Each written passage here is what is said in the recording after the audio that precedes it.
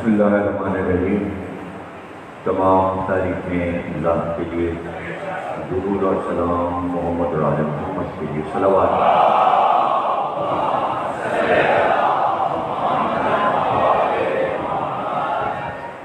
1442 ہجری کے شہر محرم کی پہلی تقریر آپ حضرات امام بارگاہ کاظم ہندوت میں سماعت فرما ہیں.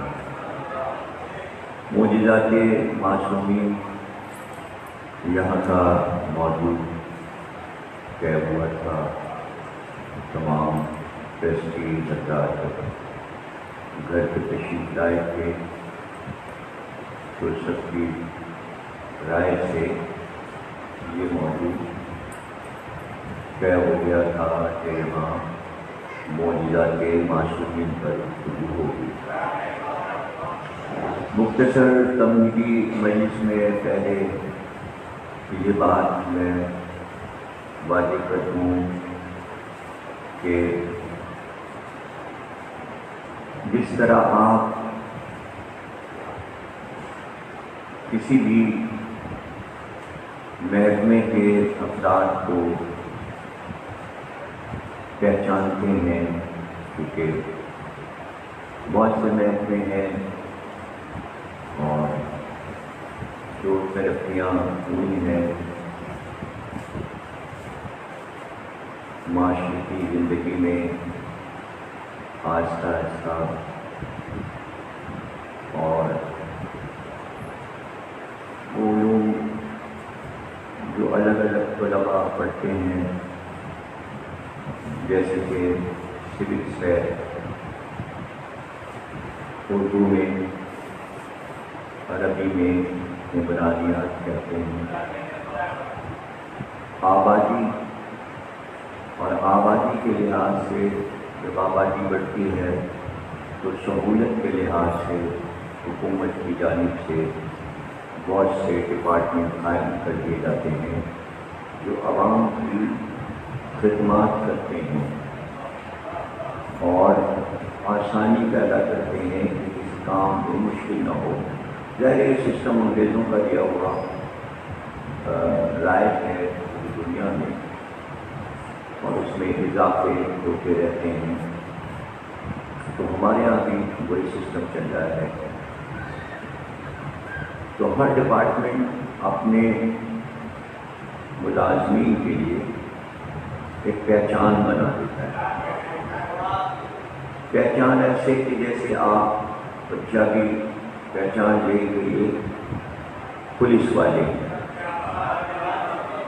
اور ان کے جتنے بھی درجات ہیں وہ مقرر ہوتے ہیں، اور ان کو ان کے لباس سے جو کپڑے حکومت کی طرف سے پہننے پڑتے ہیں اس سے آپ پہچان لگاتے ہیں کہ یہ پولیس کے ڈپارٹمنٹ کے ہیں.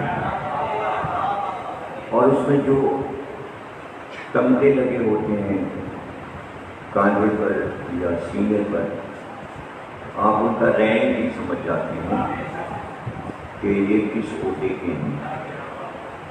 یہ آپ کی آسانی کے لیے تاکہ آپ پہچان لیں. اسی طرح آپ پی آئی اے والے کو پہچان لیتے ہیں کہ یہ پی آئی اے کا ہے، یہ کسٹم کا ہے، یہ آرمی کا ہے. تو ان کے جو تمغے ہوتے ہیں جسے ہم اردو میں بلہ کہتے ہیں، بلے لگے ہوتے ہیں، تو وہ ان کے رینک کو، ان کے عہدے کو، ان کے منصب کو سمجھاتے ہیں تاکہ عوام آسانی سے پہچان لیں کہ یہ فلاں ڈپارٹمنٹ ہے. یہ مختصر بات میں نے اس لیے کہی تاکہ میں آپ کو یہ بات بتاؤں کہ اللہ اپنے انبیاء کو معجزات اس لیے دیتا ہے تاکہ آسانی سے عوام پہچانے کہ یہ اللہ کی ڈپارٹمنٹ کا ہے، عوام کا بنایا نہیں ہے. عوام نے جن کو بنایا ان کے پاس معجزہ نہیں تھا.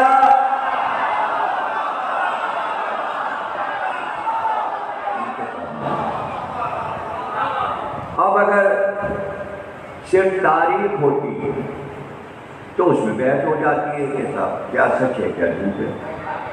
ہمارے پاس سب سے بڑا ثبوت ان چیزوں کو سمجھانے کے لیے آسمانی کتابیں ہیں، اور ہمارے عقائد میں یہ بات داخل ہے کہ ہم تمام انبیاء کو مانتے ہیں، تمام اقوام کے انبیاء کو مانتے ہیں۔ یہ اسلام کا تو امتیاز ہے کہ ہم کسی نبی کو مائنس نہیں کر سکتے اپنے عقائد میں، اور یہ ہمارے عقیدے میں اصول دین میں داخل ہے۔ اول توحید، دوسرے عدل، تیسرے نبوت، چوتھے امامت، پانچویں قیامت، اور جب تیسرے پر ہم نبوت کہتے ہیں تو اس میں ہمیں کہنا پڑتا ہے کہ ہم 1,24,999 انبیاء پر ایمان لائے۔ ہمارا ایمان ان انبیاء پر ہے، یعنی اس کے بغیر آپ کا دین کامل نہیں ہوگا۔ جب تک آپ آدم سے خاتم تک تمام انبیاء، ان کے اوصیاء، ان کے ولی سب پر ایمان نہیں لائیں گے، یعنی آپ نے اگر ایک کا بھی انکار کر دیا، اگر کسی نے یہ کہہ دیا کہ معاذ اللہ ہم حضرت موسیٰ کو نہیں مانتے، ہم حضرت عیسیٰ کو نہیں مانتے، ہم فلاں نبی کو نہیں مانتے، اس کا ایمان گیا، اس لیے کہ اصول دین میں ہے، اصول دین میں ہے، اس لیے آپ کو ماننا پڑے گا۔ اب وہ کتابیں جو انبیاء پر آئیں وہ 4 ہیں، بچوں کو بھی معلوم ہے، آسمانی کتابیں کل 4 ہیں۔ کتابیں 3 طرح کی ہیں، 3 طرح کے مذہب پائے جاتے ہیں۔ یہ ہم نے بہت شروع میں اپنے بچپن میں جو 6ٹھی 7ویں کلاس میں ہم کو یہ سب پڑھایا گیا تھا، تو ہمیں کچھ یاد رہ گیا اس میں سے، تو ہم وہ پڑھ دیتے ہیں اور بتا دیتے ہیں کہ مذہب جو ہیں یہ یہاں یہ چیز جو اب بتا رہا ہوں کہ میں یہاں میں نے اس کو دیکھا ایم اے کی کتاب میں، ایم اے کی کتاب میں دیکھا میں نے کہ ایم اے کی کتاب جو ہے اس میں جو نظریاتی چیزیں ہیں اور جو تاریخی کتابیں پڑھائی جاتی ہیں اس میں میں نے پڑھا، یہاں یونیورسٹی کی کتابوں میں دیکھا کہ مذہب جو ہیں وہ کتنے طریقے کے دنیا میں ہیں۔ پہلا حصہ ہے مذہب کا وہ جو آسمانی مذہب کہلاتے ہیں، یعنی جن کا تعلق، جن کی کتابیں آسمان سے آئیں اور ان کا رابطہ آسمان سے تھا، اس لیے ان کو آسمانی مذہب کہتے ہیں۔ اس میں یہ مذہب آتے ہیں یہودی، عیسائی، یعنی کہ توریت والے، زبور والے، انجیل والے اور قرآن والے۔ یہ 4 مذہب جو ہیں یہ آسمانی ہیں، 5واں کوئی آسمانی نہیں۔ یہ 4 مذہب جو رائج شدہ دنیا میں یہ آسمانی کہلاتے ہیں۔ اس کے بعد دوسرے قسم کے مذہب جو ہیں وہ الہامی کہلاتے ہیں۔ تو جیسے آسمانی مذہب کی کتابیں آسمانی کتابیں کہلاتی ہیں، اسی طرح جو الہامی مذہب دنیا میں موجود ہیں ان کی کتابیں الہامی کہلاتی ہیں۔ اس میں الہامی مذہب میں ہندو مذہب آتا ہے، مہاتما بدھ کا بدھ مذہب آتا ہے، جین مذہب آتا ہے، پارسی مذہب آتا ہے۔ یہ سب وہ ان کے اوپر الہام ہوا اور ان کے اوپر الہامی کتابیں، دل کے اوپر الہام ہوا اور انہوں نے سنا دی اپنی کتابیں۔ اس میں جو مہابھارت، رامائن، وید جو ہیں 10 کی تعداد میں ہیں، جو سب سے پرانی کتابیں ہندوؤں کی ہیں۔ اسی طرح پارسیوں کی کتاب ہے اور ان کا اپنا نبی ہے، اور اسی طرح مہاتما بدھ کی کتاب ہے، جینوں کی کتاب ہے۔ یہ سارے الہامی مذہب ہیں۔ تیسری قسم جو مذہب کی ہے وہ نظریاتی مذہب ہے، اور اس میں جو بڑے لوگ آتے ہیں جنہوں نے ان کو ایجاد کیا، اس میں ماؤ چین کا آتا ہے، لینن آتا ہے، اسٹالن آتے ہیں۔ یہ لوگ جو ہیں انہوں نے جیسے امریکہ نے امپیریلزم اور روس اور چین نے سوشلزم اور کیپٹلزم ایجاد کیا، اور لوگ اس کے پیچھے چل رہے ہیں، اس کو مان رہے ہیں، کوئی ماؤ کو مانتا ہے، کوئی اسٹالن کو مانتا ہے، کوئی لینن کی کتاب پڑھتا ہے، تو یہ سب نظریاتی مذہب ہے۔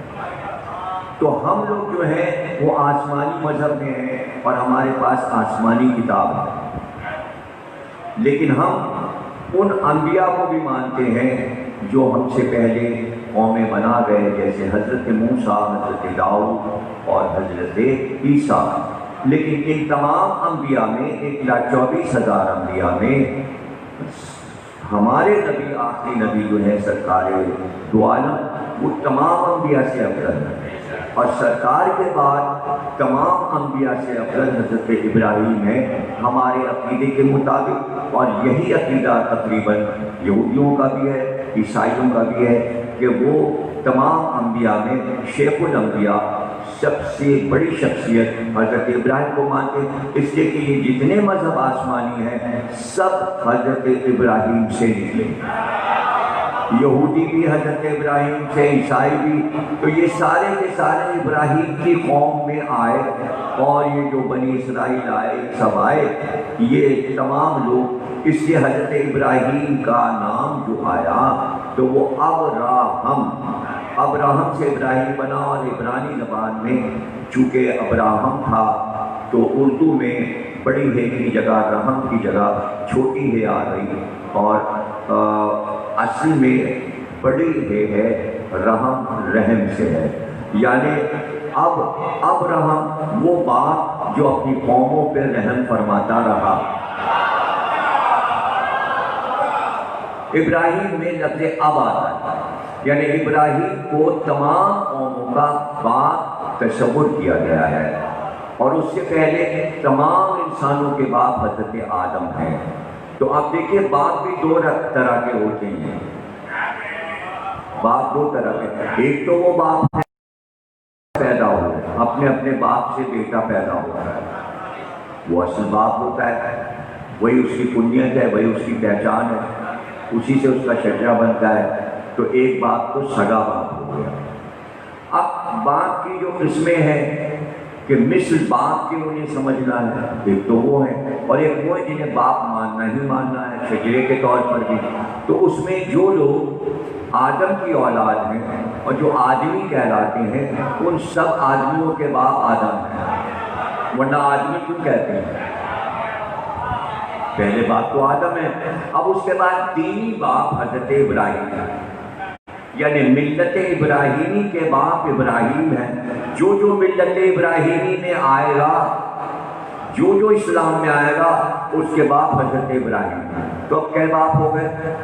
ایک تو اصل باپ، کچھ لوگوں نے فیس بک پہ میرے ولایت پر بحث کرتے ہوئے میں نے ولدیت کی بحث کی ہے شکاگو کے ایک میلاد غدیر خون میں، تو اس پہ بہت کمنٹ، کئی لاکھ کمنٹ آئے ہیں اور اپنا اپنا کمنٹ دے رہے ہیں کہ بات پہ کیا بحث کریں۔ ارے بھائی سنو تو، بات تو سمجھو، ضروری تھوڑی کہ ایک ہی تقریر میں سب سمجھا دیا جائے۔ ہمارے موضوع تو سال بہ سال چلتے رہتے، کہیں رکتا نہیں ہے مسئلہ۔ تو پہلے اس کو سمجھ لو کہ یہ تو ہمارے بڑے بچپن میں اسکول میں ہمیں پڑھایا گیا تھا کہ باپ کی قسمیں کیا ہیں۔ ایک تو حضرت آدم باپ ہو گئے جن سے سارے انسان پیدا ہوئے، اس کا ثبوت کیا ہے؟ ان کو کہتے ہیں ابو البشر، یعنی سارے انسانوں کا باپ، سمجھے نا؟ شجرہ بھی ہمارا وہی ہے۔ ایک بڑا عجیب واقعہ مولانا مہدی صاحب اللہ مقامہ نے اپنی کتاب میں لکھا ہے کہ ایک صاحب آئے ان کے پاس اور کہنے لگے کہ میں تو رضوی ہوں یا نقلی ہوں، میں ایسے پوچھتا ہوں۔ تو کہنے کہ میں نقلی ہوں، لیکن دیکھیے جو ہمارے جد تھے امام علی نقی علیہ السلام، تو وہ تو امام محمد تقی علیہ السلام کے بیٹے تھے، تو ہم تقوی ہوئے، پھر ہم نقوی کیوں لکھتے ہیں؟ تو مولانا نے کہا نہیں تو آپ تقوی لکھیے، اس میں کوئی حرج ہو، اس لیے کہ تقویوں سے بھی آپ کا چل جائے۔ کچھ دنوں کے بعد پھر وہ آئے، کہنے کہ میرے ذہن میں یہ بات آئی کہ امام محمد تقی علیہ السلام جو تھے وہ امام رضا علیہ السلام کے بیٹے تھے، تو ہم تو رضوی ہوئے۔ انہوں نے کہا کوئی حرج نہیں، آپ رضوی لکھیے۔ ایک دو چار مہینوں کے بعد پھر آئے، کہنے کہ میں تو یہ سوچ رہا ہوں کہ امام رضا علیہ السلام جو تھے وہ امام موسیٰ کاظم علیہ السلام کے بیٹے تھے، تو ہم تو موسوی ہوئے۔ کہنا ہاں موسوی لیجیے، کوئی حرج نہیں ہے۔ پھر کچھ دنوں کے بعد آئے، کہنے مولانا بات سمجھ میں نہیں آئی، امام موسیٰ کاظم علیہ السلام امام جعفر صادق علیہ السلام کے بیٹے تھے، تو ہم تو جعفری ہوئے۔ پہلے آپ جعفری لکھیے، کوئی حرج نہیں، آپ جعفری لکھیے۔ پھر کچھ دنوں کے بعد آئے، کہنے لگے امام جعفر صادق علیہ السلام کے امام محمد باقر السلام کے بیٹے تھے، تو ہم تو باقری ہوئے۔ کہنے کوئی حرج نہیں، باقری لکھ لیجیے۔ اب یہ بڑھتے بڑھتے بڑھتے یہ زیدیوں تک آئے، آقی تک آئے، حسینی تک آئے، حسنی تک آئے، علوی تک آئے۔ اب جب علوی کے بعد کیا حضرت علی کے بیٹے تھے امام حسین، تو ہم علوی ہوئے، انہوں نے کہا علوی لکھ لیجیے۔ اب جب یہ علوی کے بعد آئے تو مولانا سمجھ گئے کہ یہ کچھ لے کے آئے، کہنے کہ دیکھیں مجھ سے کچھ کہیے گا نہیں، بس سیدھی بات میں آپ کو بتا رہا ہوں کہ آپ آدم کی اولاد ہیں، آدمی لکھا کیجئے۔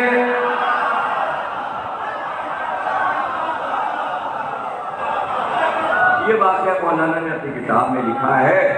کہنے کا مطلب یہ کہ ایک کی اولاد، ایک کی اولاد، ایک کی اولاد، اس طرح شجرہ چلتا ہے۔ اس واقعے سے یہ اندازہ ہوا کہ جب آدم پہ جا کے شجرہ ختم ہو رہا ہے تو اصل بات تو آدم ہوئے۔ اب دینی باپ حضرت ابراہیم کی ہے، لیکن پھر رسول اللہ کی ایک اور حدیث آ گئی اور اس میں آپ نے فرمایا یا علی تم اس امت کے باپ ہو۔ تو اب ولایت کے رشتے سے ہمارے باپ علی ہو گئے۔ اگر ہم ولایت کو مانتے ہیں تو پوری امت کو علی کو باپ کہنا پڑے گا، اور اس میں اعتراض کیا ہے؟ جب امت کی مائیں ہو سکتی ہیں تو باپ بھی ہو۔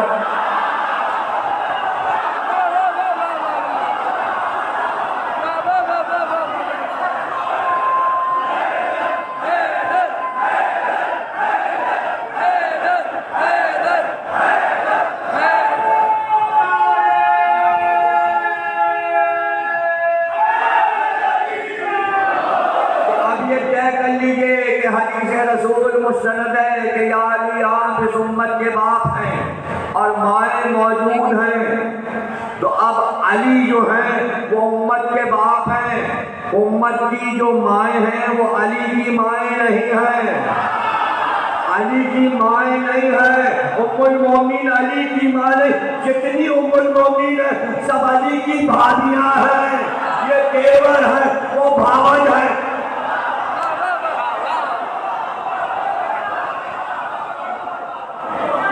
تو اب یہ بھی سن لیجئے کہ بھائی ماں بیٹے میں کبھی جھگڑا نہیں ہوتا، ہاں دیور بھاوج میں جھگڑا ہوتا۔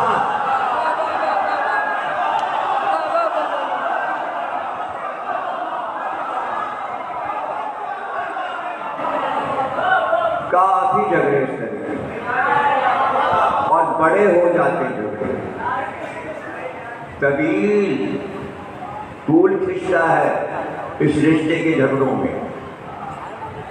برہمن تھے، بڑے پنڈت تھے، جھاؤ لال ان کا نام تھا، لکھنؤ کے کسی قریب کے گاؤں میں رہتے تھے،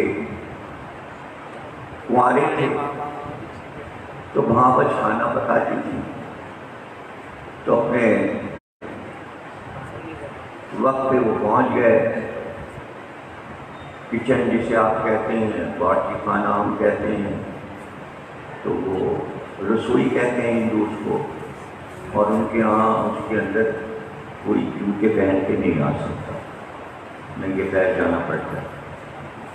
وہیں ان کا دسترخوان کیا ہو، ایک چھوٹی سی کرسی نیچی سی ہوتی وہ لگ جاتی ہے، کیا لوگ کھانے اٹھتے ہیں، کیا دوسرا طریقہ ہے تھالی ہوتی، وہ تھالی کہہ رہا ہے، ہمارے دسترخوان کہہ رہا تھا۔ وہاں بھائی نے کھانا دیا، کچھ بجمدہ لگا، انہوں نے کہی کیا پکایا، بعد میں انہوں نے کہا کیا پکایا، تو کہنے کی پیار آنا اسی لیا بیوی لا، اور نوکر چاکر تو تو ہے لفڑے سے دکھاتا کھانا کھانے میں۔ اب بھاوج نے کھانا دے دیا دیور کو، تو دیور بھی جو تھے غصے میں گھر سے نکل پڑے، صبح صبح نکل پڑے وہ جناب، اور راستے میں چلے تو وہاں گاؤں میں یہ کنڈے کہلاتے ہیں، گوبر سے بنائی جاتی ہیں، آگ جلائی جاتی ہے، اس میں گاؤں گاؤں میں تو اس کو ایسے مینار بنا کے قطب مینار کی طرح سکھاتے ہیں دھوپ میں۔ وہ راستے میں بنا ہوا تھا، انہوں نے جیسے ہی قریب پہنچے دیکھا اس کے اوپر ایک کالا کوبرا ناک پھن پھیلائے بیٹھا ہوا۔ وہ رک گئے اور وہاں سے انہوں نے اس کو اشارے سے بھگانے کی بھی کوشش کی، ایک آدھ کنکر پتھر بھی مارے تو وہ اتر کے اس پر سے چلا گیا۔ اس کے بعد انہوں نے اسے گراج کیا۔ ادھر سے ایک اور پنڈت آ رہا، کوئی سادھو، کہہ لے تم نے یہ کیا کیا؟ وہ تو بھگوان ہے، بنسی بھگوان، سانپ تو بھگوان ہے، تم نے ان کو کیوں چھیڑا، کیوں بھگایا ان کو؟ وہ بیٹھے رہتے تم اس جگہ کو گراج کرتے تو تم تو بادشاہ بن جاتے، لیکن اب وزیر اعظم تو بن جاؤ گے۔ اب یہ ساتھ نے پیشین گوئی کر دی، اب وہ اور مست ہو گئے۔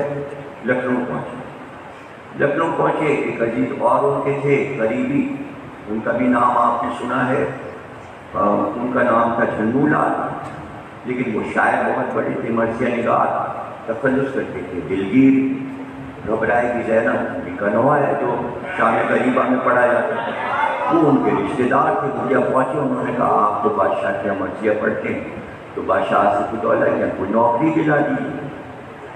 تو انہوں نے کہا ہاں ایک جگہ خالی ہے منشی گیری کی آفس میں، ابھی تو میں نے ڈپارٹمنٹ آپ کو بنائے ہیں بتائیں۔ تو پہلے زمانے میں بھی ایسے ڈپارٹمنٹ تھے کہ چٹھیاں لکھنے کی جگہ بادشاہ کی طرف سے خطوط کے جواب لکھے جاتے تھے۔ تو ان کی اردو اور فارسی بہت اچھی تھی اور رائٹنگ بھی بہت اچھی تھی، ملازم ہو گئے، اچھی جگہ مل گئی۔ ایک خط شاہ ایران کا آصف الدولہ کے پاس آیا، انہوں نے آفس بھجوایا تھا، چٹھی لکھنے والے سے بولا اس کا جواب لکھے۔ جھاؤ لال نے بہترین جواب اس کا بہترین فارسی زبان میں لکھا، وہ خط ایران چلا گیا۔ وہاں سے بادشاہ ایران کا خط آصف الدولہ کے پاس آیا کہ جو معاملہ ہمارا آپ کا چل رہا ہے اس پہ تو بعد میں بات ہوگی، جس شخص نے یہ خط لکھا ہے اور اتنی اچھی فارسی اور اتنی اچھی اس کی لکھائی ہے، رائٹنگ ہے، اس کو ہمارے پاس بھیج دیجیے، ہم اس کو اپنا وزیر اعظم بنائیں گے، اس لیے کہ اتنی اچھی فارسی ایران میں بولنے والا کوئی وزیر ہے نہ لکھنے والا، ہمیں یہ آدمی چاہیے۔ آصف الدولہ نے کہا بھائی وہ کون آدمی ہے جس نے یہ خط لکھا تھا ایران کے بادشاہ کو، اسے بلاؤ۔ وہ وہاں بادشاہ کے سامنے پیش کی کہ بادشاہ نے کہا آج سے تم ہمارے وزیر اعظم۔ تو اس نے سادھو نے کہا تھا وزیر اعظم تو بنی جاؤ گے، بہرحال وہ وزیر اعظم بن گئے اور انہی کی نگرانی میں آصف الدولہ کا امام باڑہ بنا، انہوں نے اپنی نگرانی میں تعمیر کرایا۔ آپ فیس بک پہ آج بھی امام باڑہ دیکھ سکتے ہیں، اور یہ پورا واقعہ جھاؤ لال کا جب آپ سرچ کریں گے گوگل میں جھاؤ لال لکھیں گے وزیر اعظم اودھ، تو آپ کو سارا وکیپیڈیا اور گوگل اور تصویر اور یہ سب کچھ چلا جائے گا۔ اب مجھے ضرورت نہیں ہے کہ میں پیارے کے کہنے پر یہاں کتابیں لے کر آؤں اسماعیل دیوبندی کی طرف۔ پیارے نے مجھ سے کہا تھا آپ بہت نازک موضوع پڑھیں، کتابیں یہاں لا کے آفس میں رکھ لیجیے تاکہ لوگ پوچھیں گے حوالہ، کیونکہ پیارے کے لیے کتاب کی ضرورت نہیں ہے، بس ہم جو پڑھیں گے وہ آپ سے کہیں گے گوگل پہ سرچ کریں گے۔ ارے یہ بھی سرچ کر لیجیے گا کل جا کے جس کے پاس موبائل اور جسے سرچ کرنا آتا ہے، اردو میں لکھے گا معجزہ، کیا کیا کھلے گا پھر مجھے آگے بتائیے گا ضرور، اور میں آپ کو موضوع بتا دوں۔ ایسے پوچھیے گا گوگل سے، بھائی گوگل بتاؤ توریت میں معجزہ کیا ہے، بتاؤ انجیل میں معجزے کی تاریخ کیا ہے، بھائی بتاؤ زبور میں معجزے کی تاریخ کیا ہے، پھر آخر میں پوچھے گا بھائی گوگل ذرا قرآن میں بتائیے معجزہ کیا ہے، اور پھر قرآن کے معجزے اور آیتیں نہ کھل جائیں تو پھر ہم گوگل بند کر دیں گے، پاکستان میں بند کروا دیں گے اگر اس نے یہ سب نہیں بتایا۔ بڑی حیرت سے سن رہے ہیں، جیسے آپ نے نہ کبھی گوگل کا نام سنا ہے، نہ سرچ کا نام سنا ہے، نہ موبائل کا نام سنا ہے، نہ کبھی کچھ سرچ کیا ہے۔ واہ واہ واہ، حالانکہ میں نے ابھی معجزہ سرچ نہیں کیا، لیکن مجھے پتا ہے کہ جو چیز میں سرچ کرتا ہوں جواب آتا ہے۔ ایسی اچھی چیز ہاتھ میں آ گئی ہے، اب حوالوں کی کیا ضرورت ہے، اب کتابوں کی کیا ضرورت ہے؟ کتب خانے ہیں سب ڈالے جا رہے ہیں گوگل پہ، پورے ایران کے کتب خانے گوگل پہ۔ آیت اللہ عقائد مرشی آیت اللہ پوری کا پورا کتب خانہ گوگل پہ آ گیا، علی گڑھ یونیورسٹی کا پورا کتب خانہ گوگل پہ آ گیا۔ آپ صرف سرچ نہ کریں بلکہ کتابیں جو آپ کو کتاب پسند آئے وہ کچھ ڈیٹ کرا کے نکالیں۔ پرانی کتابیں جو کسی کے پاس نہیں وہاں مل جائے، پی ڈی ایف آپ کے سامنے آ جائے گا، پی ڈی ایف کھول کے پڑھ لیجیے۔ کتابوں کے نام ہم آپ کو بتاتے جائیں گے، آپ کھولتے جائیے۔ مطلب اب حوالہ مانگنا بیکار ہے کسی بھی چیز کا، جو بھی پڑھو۔ بالکل میں آپ کو صاف بات بتا رہا ہوں بھائی،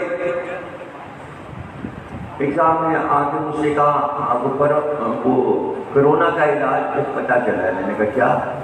کہتے ہیں سنا پتی۔ میں نے کہا جا کے ارے کہنے میں مہنگی ہو گئی ہے، جتنی طرح آگے پاؤ 250 روپے کی مل رہی، پہلے کتنی سستی تھی؟ میں نے کہا ایک پاؤ جاؤ 500 روپے۔ میں نے کہا بھائی ذرا سرچ تو کرو، جو ہمارا کمپیوٹر کے ساتھ تو دوسرے نے کہا ذرا سرچ کرو سنا پتی۔ سرچ کیا، تمام حدیثوں کی کتابیں، پہلے مشکات حدیث کی کتاب کھولی، گوگل نے بتایا مشکات میں لکھا ہے سنا پتی۔ کیا لکھا ہے سنا پتی کے بارے میں؟ وہ رکھی میرے پاس، تو یہ تو کر لیا ہوں سنا پتی لکھا ہے۔ ہفتے میں ایک بار میں پی رہا ہوں، میں قہوے کی طرح شکر ڈال شہد ڈال کے بھی پی جاتی ہوں۔ اب میں نے کہا مشکات کیا کہہ رہی؟ مشکات کہنے حدیث یہ ہے کہ رسول اللہ نے اسما بنت امیہ سے پوچھا کہ تم اپنے معدے کی خرابی میں کیا چیز استعمال کرتے؟ ان کا یا رسول اللہ سنا پتی۔ کہا لیکن یا رسول اللہ کبھی کبھی پیٹ میں گرانی ہو جاتی ہے اس کے پینے سے۔ کہا تو تم ایسا کرو پتی پتی ابال کے پیا کرو، ڈنٹھن نکال کے پھینک دو، پھر تکلیف نہیں ہوگی۔ اب یہ سب گوگل بتا رہا ہے۔ اب اس کے بعد انہوں نے بتایا کہ بھائی یہ سنا پتی مکے میں پیدا ہوتی تھی، پھر مکے والوں نے بویا۔ اب یہ گوگل سب بتا رہا ہے، مکے مدینے کی باتیں کر رہا ہے۔ پھر آگے بڑھا، میں نے کہا اور کیا گوگل صاحب کہہ رہے ہیں؟ کہنے وہ یہ کہہ رہے ہیں کہ پھر اس کے بعد عرب سے یہ پتی پہلی بار ہندوستان میں مدراس میں لا کر بوئی گئی، اور اس طرح ہندوستان میں بھی عام ہو گئی۔ چھوٹی سی پتی دوا قہوے کی بات بتا رہا ہوں، میں تو آپ سے بڑی بڑی باتیں کروں گا اور کہوں گا آپ سرچ کر لیجیے۔ اب میں نے جو موجودہ یہ رکھا ہے موضوع، یہ آپ سرچ کرتے جائیے، دیکھتے جائیے، حوالہ کتاب مجھ سے نہ مانگیے۔ بھائی آپ کی ذمہ داری ہے، کوئی چیز میں پڑھوں اور آپ کو محسوس ہو یار یہ عقل میں نہیں آتا، گوگل سے پوچھیے۔ اس سے آسان نسخہ میں نہیں بتا سکتا۔ ساری تاریخ موجودے کی آپ کو گوگل پہ مل جائے گی سب، اور جب یہ تقریر آن لائن جا رہی ہے تو کل یہ بھی گوگل پہ ہوگی، یہ بھی یوٹیوب پہ ہوگی، اس لیے کہ جو فیس بک اور یوٹیوب پہ ہوتا ہے گوگل میں سب منتقل ہو جاتا ہے۔ گوگل سب کا باپ ہے، فیس بک کا بھی سارا میٹر وہ لے لیتا ہے، واٹس ایپ کا بھی سارا میٹر لے لیتا ہے، اور انسٹاگرام وغیرہ جہاں جہاں اسے موبائل ملتا ہے سب گوگل پہ آ جاتا ہے۔ بس گوگل سے کام کریے آپ، گوگل دبایا اوپر آئے گا سرچ، آپ نے ٹائپ کیا کچھ بھی لکھ لیجیے، ہر چیز آپ کو مل جائے گی، کوئی بھی چیز۔ اور پھر اگر آپ کو بہت زیادہ کمپیوٹر آتا ہے تو آپ یہ بھی پوچھیں، یہ جو چیز ہم پوچھ رہے ہیں اس کے لنک کتنے؟ 87,000 88,000۔ اب میرا موضوع جیسے انچولی میں ہے سیرت جناب فاطمہ، صفات نام لکھ کر دیجیے اور پوچھئے کہ لنک کتنے ہیں کمپیوٹر پہ۔ تو تقریباً یہ میں نے 2009 میں پوچھا تھا، اس کے بعد سے ابھی نہیں پوچھا کہ بی بی کے لنک کتنے ہیں، کہاں کہاں کمپیوٹر میں لکھ رہے ہیں۔ کمپیوٹر نے بتایا 87 لاکھ لنک شہزادی کے موجود ہیں کمپیوٹر میں، یعنی ابھی صرف 20 برس ہوئے ہیں ان سب چیزوں کو بنے ہوئے. 20 برس کے اندر میں تو آپ کو 2009 کی بات بتا رہا ہوں کہ ابھی نیا نیا یہ سب کچھ بنا تھا، گوگل، یوٹیوب، یہ سب چیزیں. اور 9 سال کے اندر 87 لاکھ ذکر ہیں شہزادی کے کمپیوٹر پر. تو میں نے کہا کمپیوٹر سے یہ پوچھو کہ شہزادی کے یہ 87 لاکھ ہم کئے دن میں دیکھ لیں گے؟ اس نے ٹائپ کیا، کمپیوٹر نے جواب دیا 200 سال لگیں گے. 87 لاکھ جناب سیدہ کے دن دیکھنے کے لیے کمپیوٹر پہ 2 سال لگیں گے. جلالی کو یہ نہیں پتا کہ یہ تو پوچھ لیتا کہ فتح میں خطا کار کون ہے، گوگل بتا دے گا. گوگل سے پوچھ لے، اسی پہ تو تقریر کر رہا تھا، فیس بک پہ تو کر رہا تھا، تو اسی سے پوچھ لے. اب تو جو کام کرو پہلے گوگل سے پوچھ لو. بھئی گوگل سے پوچھا گیا جناب سیدہ کا قاتل کون ہے؟ اب وہ تو انگریزوں اور یہودیوں کا ہے. اب یہ کوئی شیعوں کی کتاب تو ہے نہیں کہ جس کتاب میں لکھا ہے، یہ تو کسی کتاب میں.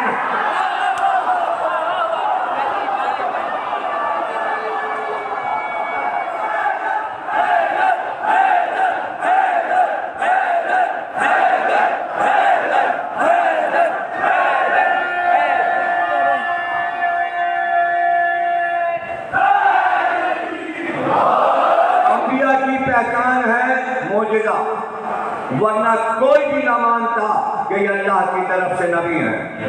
اس لیے ہر قوم نبی کا امتحان دیتی تھی، اب یہ معجزہ دکھائیے، اب یہ معجزہ دکھائیے، اب یہ معجزہ دکھائیے. اور سب سے زیادہ سوالات ہمارے آخری نبی سے ہوئے.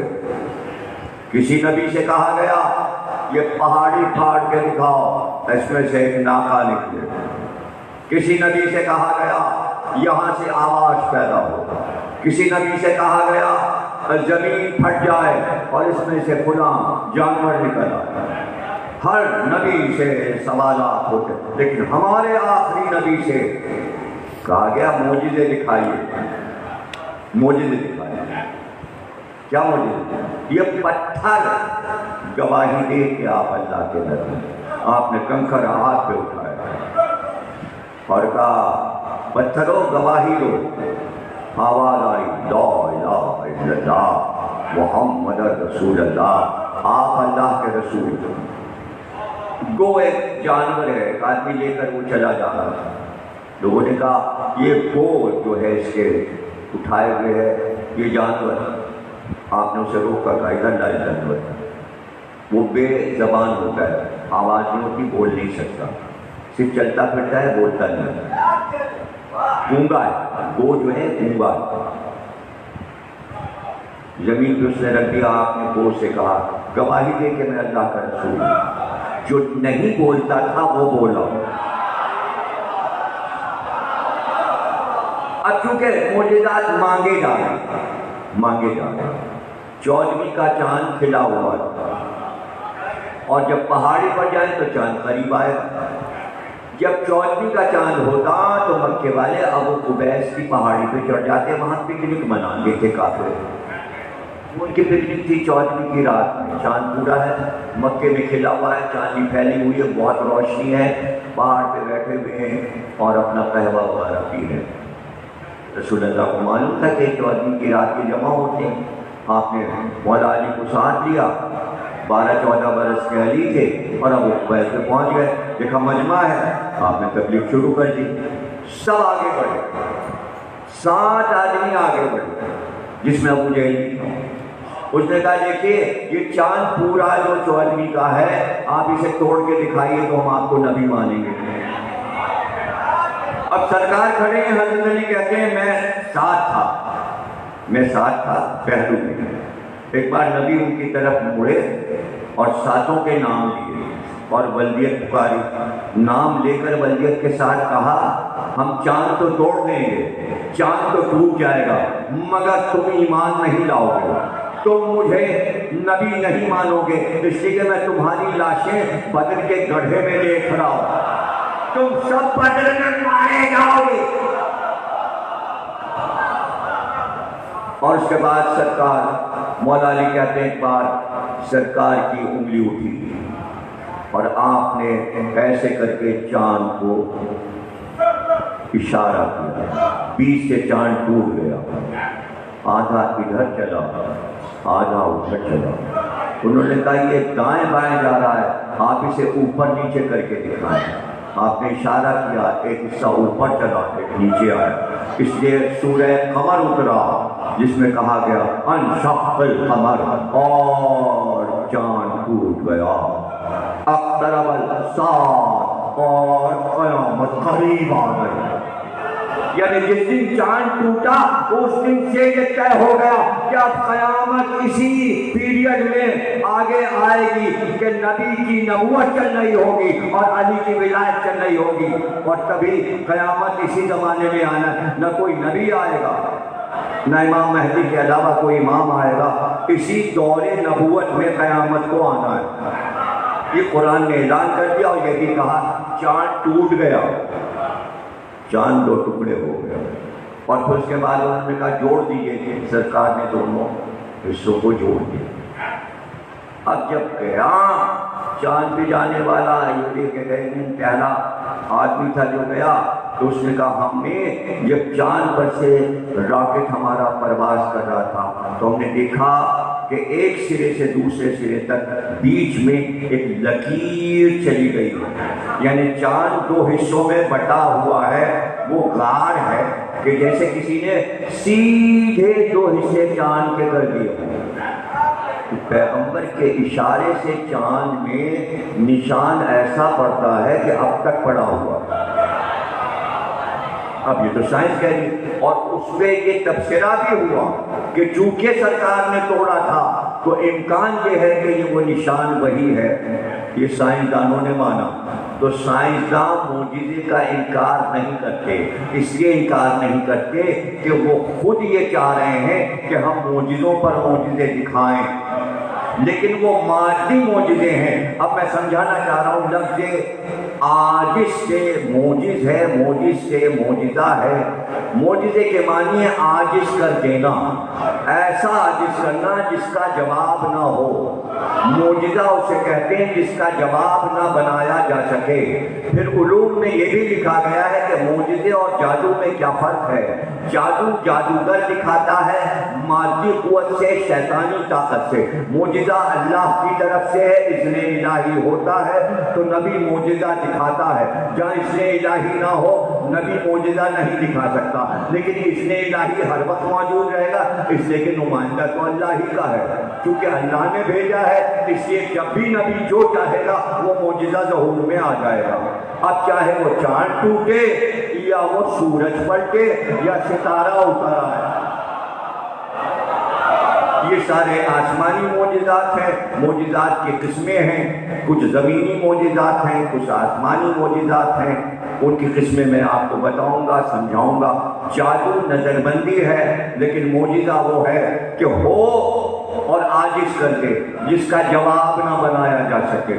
جادوگر جواب نہیں بنا سکتا، یعنی جادوگر چاند نہیں توڑ سکتا، جادوگر سورج کو پلٹا نہیں سکتا، جادوگر ستارہ کسی چوکھٹ پہ بلا نہیں سکتا۔ مولا کی کتاب نہج البلاغہ، پوری کتاب میں مولا علی نے کسی معجزے کا ذکر نہیں کیا، صرف ایک معجزے کا ذکر۔ پورے نہج البلاغہ میں ایک معجزہ ہے۔ فرماتے ہیں کہ ابو قبیس کی پہاڑی پر میں رسول اللہ کے ساتھ تھا، اور سامنے دوسری پہاڑی پر ایک درخت لگا تھا۔ تمام کافروں نے رسول اللہ سے کہا ہم آپ کو تب نبی مانیں گے جب آپ اس درخت کو بلائیں۔ رسول اللہ نے جیسے ہی اشارہ کیا، مولا علی نہج البلاغہ کے خطبے میں فرما رہے ہیں، ویسے وہ درخت اپنی جگہ سے اکھڑا اور یوں چلا جیسے پرندہ اپنے پروں کو پھیلا کر آئے، اور آ کر ختمی مرتبت پر چھا گیا جیسے سایہ کیا۔ مولا علی کہتے ہیں اس کی شاخیں میرے شانے پر تھی، اس درخت کی شاخیں میرے شانے پر تھی۔ انہوں نے کہا پھر یہ واپس جائے، رسول اللہ نے اشارہ کیا، وہ درخت اسی جگہ پر واپس گیا۔ پھر انہوں نے کہا کہ یہ درخت دو حصوں میں بٹ جائے، آپ نے اشارہ کیا، آدھا درخت ادھر گیا، آدھا درخت ادھر گیا۔ کیا ان معجزات سے انکار کیا جائے گا؟ کیا یہ کہا جائے گا سائنسی دور میں معجزات نہ پڑھو؟ اور سائنس کے جو معجزات ہو رہے ہیں، تو میں گوگل کا اور فیس بک کا ذکر کر رہا ہوں، کمپیوٹر تو خود ہی ایک معجزہ اس دور کا بنا ہوا ہے۔ میں تو جب پہلی بار زندگی میں ہوائی جہاز پہ بیٹھا تھا تو آج تک میں جہاز سے حیران ہوں کہ یہ جہاز بنا کیسے اور ہوا پہ اڑ کیسے رہا۔ میں تو اسی کو سائنس کا معجزہ سمجھتا ہوں، اب لوگ نہیں سمجھتے، اس لیے بڑے بڑے معجزے ہو گئے۔ لیکن میں جب بھی جہاز پہ بیٹھتا ہوں میں کہتا ہوں یہ کمال ہے، یہ سائنسدانوں کا کمال ہے۔ لیکن سائنسدانوں کا اس میں کوئی کمال نہیں، اس لیے کہ اللہ نے شروع ہی میں قرآن میں کہہ دیا الحمدللہ رب العالمین، ساری تعریفیں اللہ کی ہیں۔ آپ کسی بھی سائنسدان کی تعریف کریں گے وہ سب اللہ کی تعریفیں ہوں گی، اس لیے کہ سائنسدان کو دماغ اللہ نے عطا کیا، دماغ سے اس نے یہ کام کیا۔ جب آپ نے سائنسدان کی تعریف کی تو ساری تعریفیں پلٹ گئی اللہ کی طرف، کسی کو کوئی تعریف نہیں ملتی نہ آپ میری بھی تعریف نہیں کر سکتے۔ یہ جو آپ بیچ میں ہاتھ اٹھا کے کہتے ہیں واہ واہ واہ واہ، بہت سے لوگ بدتمیزی کرتے ہیں، کہتے ہیں ذکیر اختر کی مجلس میں یہ کیا واہ واہ واہ واہ ہو رہی ہوتی، کیا سمجھ میں آیا ان لوگوں کو، کیوں واہ واہ کر رہے ہو، کائے کے لیے شور ہوتا ہے؟ ارے بھائی یہ واہ واہ اللہ کی ہو رہی ہے، اللہ نے حافظہ دیا ہے ذکیر اختر کو، خطیب بنایا ہے، منبر پہ بٹھایا کہ جب تک زندہ رہنا ولایت علی بیان کرتے، اسی نے تو عطا کیا۔ یہ نہیں تھا، ساری تعریفیں اللہ کی، الحمدللہ رب العالمین۔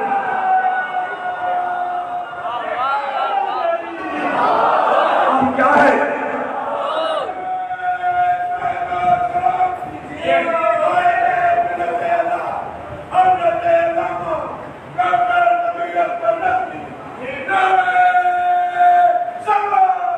دیکھیے ہمارے یہاں درود ہے، اللہ اللہم صلی علی محمد و آل محمد، یہ درود پڑھتا اللہ کی طرف۔ اور اللہ نے کیا کہا؟ درود پڑھتے ہیں اللہ اور اس کے ملائکہ۔ کسی نے پوچھا اللہ آج کل کیا کر رہا ہے؟ تو ہمارے بڑے عالم نے جواب دیا تھا کہ اللہ ہر وقت آل محمد پہ درود پڑھتا رہتا اور کیا کرتا، اس لیے کہ وہ قرآن میں کہہ رہا ہے کہ ہم اور ہمارے ملائکہ درود پڑھتے رہتے ہیں۔ تو جیسے آگ کا رک جاتا ہے نا جب مجلس ہوگی جبھی تو درود پڑھیں گے، اللہ کیا کوئی کام رکتا نہیں، وہ درود پڑھے جا رہا ہے آل محمد۔ قرآن کی آیت ہے، اللہ درود پڑھتا ہے، اس سے ملائکہ درود پڑھتا ہے، حدیث نہیں ہے، تاریخ نہیں ہے، درود پڑھ رہا ہے۔ کیا پریشانی ہے؟ اللہ نے درود بنا کے دیا، وہ پڑھ رہا ہے، ملائکہ بھی اس کے پڑھ رہے ہیں، تو آپ بھی پڑھیے۔ یہی تو تعریف ہے اللہ کی۔ اللہ جس کا حکم دے ویسا درود، جیسے ابراہیم اور آل ابراہیم پر پڑھتے ہو۔ تو آیت تو قرآن میں سورہ احزاب میں درود، آیت درود کہتے ہیں سورہ احزاب میں، یہ بھی سرچ کر لیجیے گا گوگل پہ، لکھے گا آیت درود، کھلے گی، ترجمہ بھی کھل جائے گا، کہیے گا اردو ترجمہ بھی دے گے، عربی بھی ہے وہ دے دے گا ترجمہ۔ کیا ترجمہ؟ درود پڑھو ویسے جیسے آل ابراہیم اور آل ابراہیم میں پڑھتے ہو، ویسے محمد اور آل محمد پر۔ قرآن میں آل پہ درود پڑھنے کا حکم ہے، اصحاب پر نہیں ہے۔ اگر قرآن کے خلاف کوئی کرے گا تو بدعت ہے۔ اسمبلیاں قرآن نہیں بدل سکتی، جتنا ہے اتنا ہی قرآن میں رکھیے، محمد اور آل محمد پہ درود ہے۔ اور وہ جو اللہ نے کہا ابراہیم اور آل ابراہیم پر، وہ بھی آل محمد پر ہے، اس لیے کہ جد ابراہیم ہے اور آل محمد ہے۔ ابراہیم کی اولاد کون ہے اس وقت روئے زمین پر؟ امام مہدی۔ تو درود انہیں پہ تو پڑھا جائے، تو آل ابراہیم پہ پڑھو، آل ابراہیم پہ پڑھ رہے ہیں۔ اس وقت کون آل ابراہیم کا موجود ہے بتائیے؟ سوائے مہدی کے کون ہے آل ابراہیم میں؟ ہاں سارے سادات آل ابراہیم ہیں، تو ثواب آپ کو بھی درود کا ملتا ہے جو سید ہے، جن سیدوں کا میں ذکر کر چکا۔ لیکن درود جو ہے جب یہ جاتا ہے اوپر تو ایسے آسمان پر بڑھتا جاتا ہے، اس لیے کہ یہ اللہ اور ملائکہ کی پسندیدہ چیز ہے۔ اب درود کا اردو میں کیا ترجمہ ہے تو آپ کہیں گے یہ کہاں لکھا ہے، کس کتاب میں لکھا ہے؟ یہ بڑی منطق ہے کہ ہر چیز پوچھے، نہیں پوچھے بھائی آپ۔ درود کا ترجمہ اردو میں ہے واہ واہ واہ واہ سبحان اللہ، واہ کیا کہنا۔ تو آپ چاہے عربی میں پڑھ لیجیے یا اردو میں پڑھ لیجیے، آپ کبھی عربی میں درود پڑھتے کبھی اردو میں پڑھتے۔ اردو ہماری مادری زبان ہے، اگر واہ واہ کرے تو کیا ہو گیا؟ اب کہتے کیا ہیں واہ واہ میں؟ واہ، اور جو مصحف ہے تو کیا کہتے ہیں؟ آ۔ پھر آپ کتاب پوچھیں، اللہ کے ناموں میں دو نام یہ ہیں آ اور واہ، اور اللہ کے نام کی یہ تعریف ہے کہ اللہ سے اگر الف نکال دی تو للہ بچتا ہے، للہ بھی اللہ کا نام ہے۔ لام نکال دیں تو اللہ بچتا ہے، یہ بھی اللہ کا نام ہے۔ لام بھی نکالنے سے ہے بچتا ہے، یہ بھی اللہ کا نام ہے۔ پھر مفسر کہتا ہے کہ بیچ کے نام نکال دیں، الف اللہ کا الف رکھیں اور آخر کا ہے رکھیں اور بیچ کے نام نکال دیں تو آہ بنتا ہے، آہ بھی اللہ کا نام ہے، اور واللہ بھی اللہ کا نام ہے، اور واو لے لیجیے اور الف لے لیجیے، لام نکال دیجیے آخر کا ہے رکھیے تو واہ بنتا ہے۔ واہ بھی اللہ کا نام ہے، آ بھی اللہ کا نام ہے، اور آہ والے نام کے لیے اللہ کہتا ہے کہ میرا نام آ ہے۔ جب کوئی مریض تکلیف میں بہت اذیت میں ہوتا ہے، بھلے ہم کو نہ پکارتا ہو، اپنی تکلیف میں ہمیں بھول گیا ہو، لیکن وہ تکلیف میں کہتا ہے آ آ آ، تو اللہ کہتا ہے اپنے فرشتوں سے اس کے گناہوں کو کم کرو، مجھے پکار رہا ہے، یہ حدیث سنا رہا ہو، یہ مجھے آواز دے رہا ہے آ آ، تو واہ کہا تو اس کو پکارا، آہ کہا۔ اور حدیث آگے سنا دوں، الف سے یہ تک جتنے حروف ہیں سب اللہ کے نام ہیں، حروف اللہ کے ہیں، الف بھی اللہ کا نام ہے، بے بھی اللہ کا نام ہے، بے کا نقطہ بھی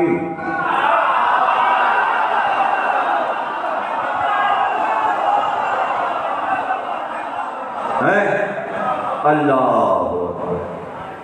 دیکھیے قرآن میں کہا گیا، حدیث آئی جو قرآن میں جو حروف ہیں، نون سے مراد رسول اللہ، یہ حدیث سنا رہا ہوں، نون سے مراد رسول اللہ، قاف سے مراد علی، یہ سے مراد جناب سید ہے۔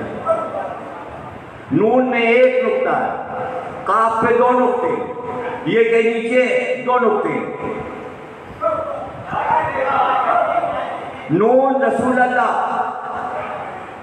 یعنی نون رسول اللہ ہے، نقطہ فاطمہ ظاہرہ، چونکہ گھیرے میں ہے تو اللہ نے پردے میں رکھا فاطمہ کے نور کو نون میں، نون کا پورا حاشیہ رسول، نقطہ فاطمہ، ایک بیٹی، چار نہیں، چار نقطے تو ہوتے ہی نہیں، ایک نقطہ، ایک نقطہ، نون سے مراد رسول ہے، قاف سے مراد علی، قاف پر دو نقطے ہیں، حسن اور حسین، قاف علی، نقطے حسن اور حسین، اب یہ کے نیچے دو نقطے ہیں تو حسن اور حسین، یہ سے مراد فاطمہ، یہاں نقطے نیچے کیوں رکھے؟ اس لیے کہ بچے ماں کے دامن میں ہوتے ہیں،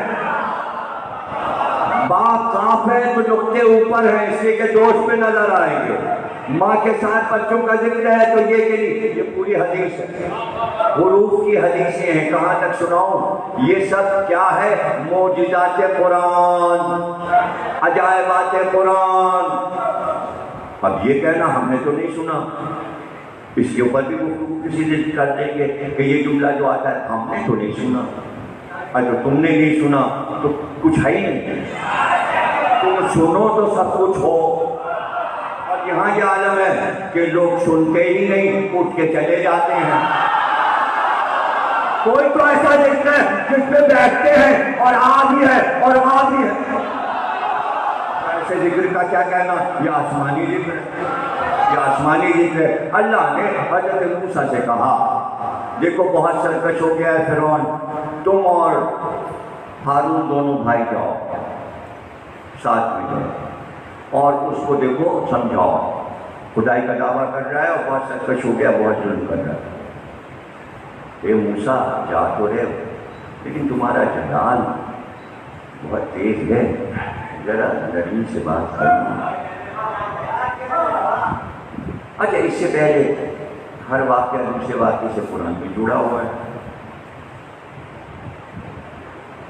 ایک دن حضرت موسیٰ جنگل میں تھے اور جانوروں کو چرا رہے تھے، بیٹھے ہوئے تھے ایک درخت کے نیچے۔ ایک بار اللہ نے گفتگو شروع کر لی کہ موسیٰ کہ تمہارے ہاتھ میں کیا ہے؟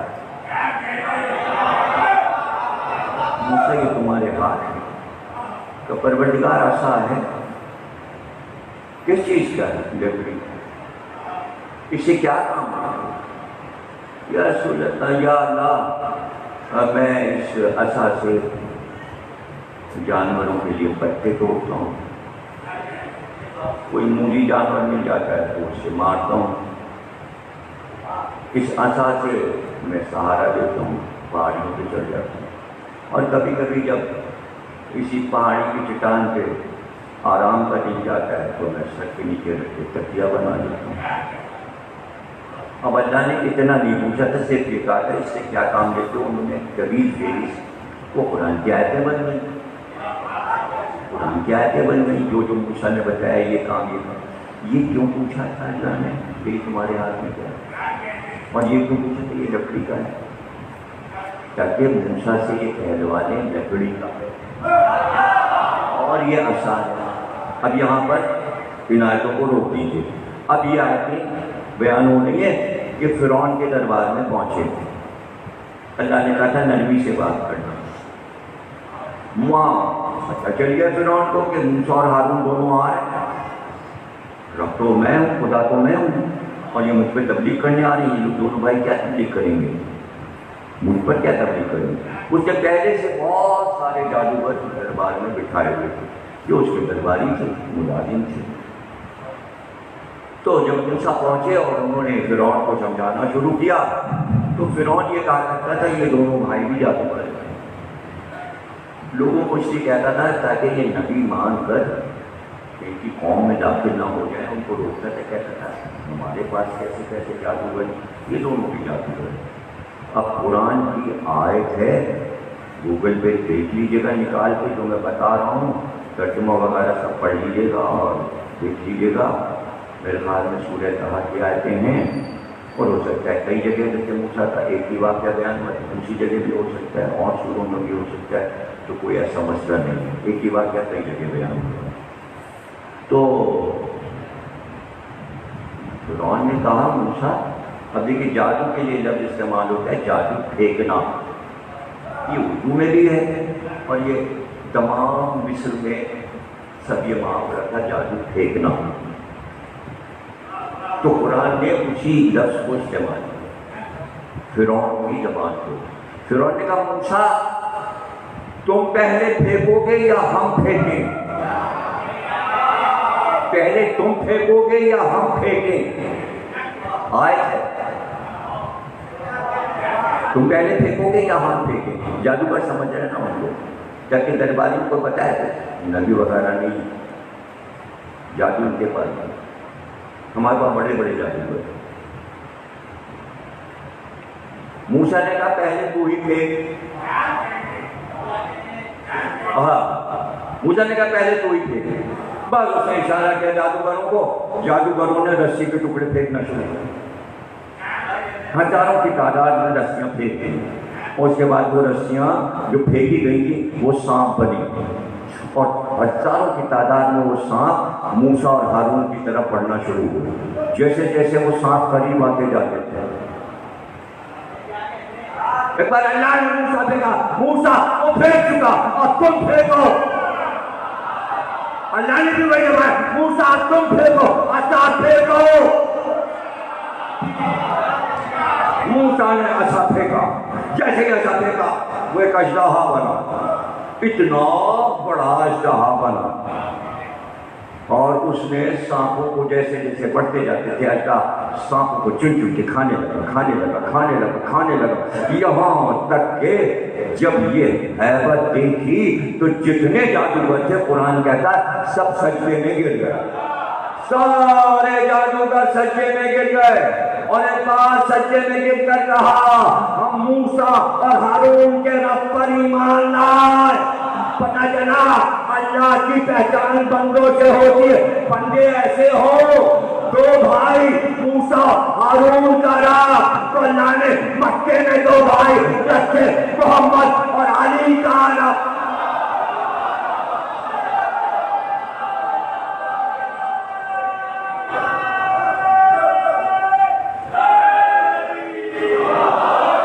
اللہ نے پہلے پوچھا تھا تمہارے ہاتھ میں کیا ہے، وہ میں آپ کو سنا چکا ہوں۔ اور ایک بار جب سارے سانپ کھا لیے تو پھر وسا بن گیا،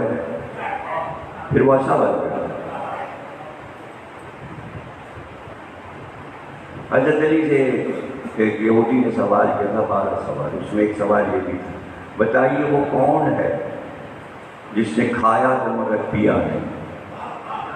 مولا علی نے کہا وہ عصائے موسیٰ ہے جو اژدہا بنا، کھایا تو مگر پانی نہیں پیا،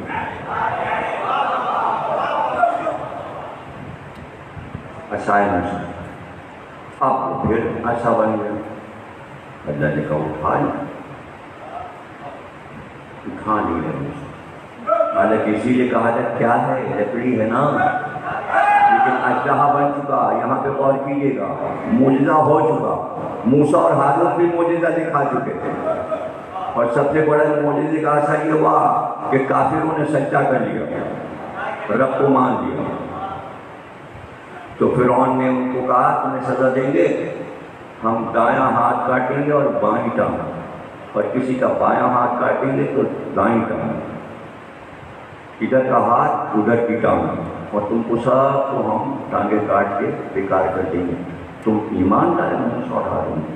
یہ بھی قصہ ہو گیا۔ اب یہ تفسیر ہے، موسیٰ نے عصا نہیں اٹھایا، اللہ نے کہا اٹھا لو، موسیٰ نے اپنے کرتے کا دامن ہاتھ اور ایسے کر کے ایسے ہاتھ لے اور اٹھایا۔ قصہ پورا سنا رہے تھے، قرآن کی تفسیر رسول اللہ، راوی اٹھا اور اس نے کہا یہ موسیٰ نے عصا کیوں نہیں اٹھایا، کپڑا کیوں ڈالا، اپنے ہی عصا سے ڈر کیوں گئے؟ رسول اللہ نے کہا ان کی پیشانی میں ہمارا نور ہے۔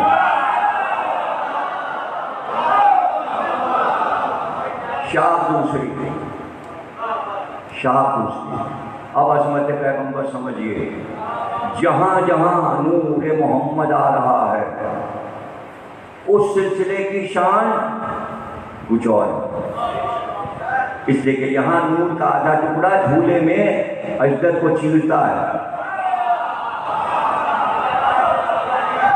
اللہ نے پہلے موسیٰ سے پوچھ لیا تھا، اس میں گھبراہٹ نہ ہو، موسیٰ کا ذکر پورے قرآن میں 300 جگہ ہے، لیکن 18واں سورہ کہف میں یہ قصہ بھی ہے کہ موسیٰ یہ سمجھتے تھے مجھ سے بڑا عالم کوئی نہیں، اس لیے یہ سنا رہا ہوں کہ آپ کے دل میں کوئی تشویش نہ ہو کہ اللہ نے حضرت موسیٰ کو وہ عظمت کیوں نہیں دی جو اور پیغمبروں کو دی۔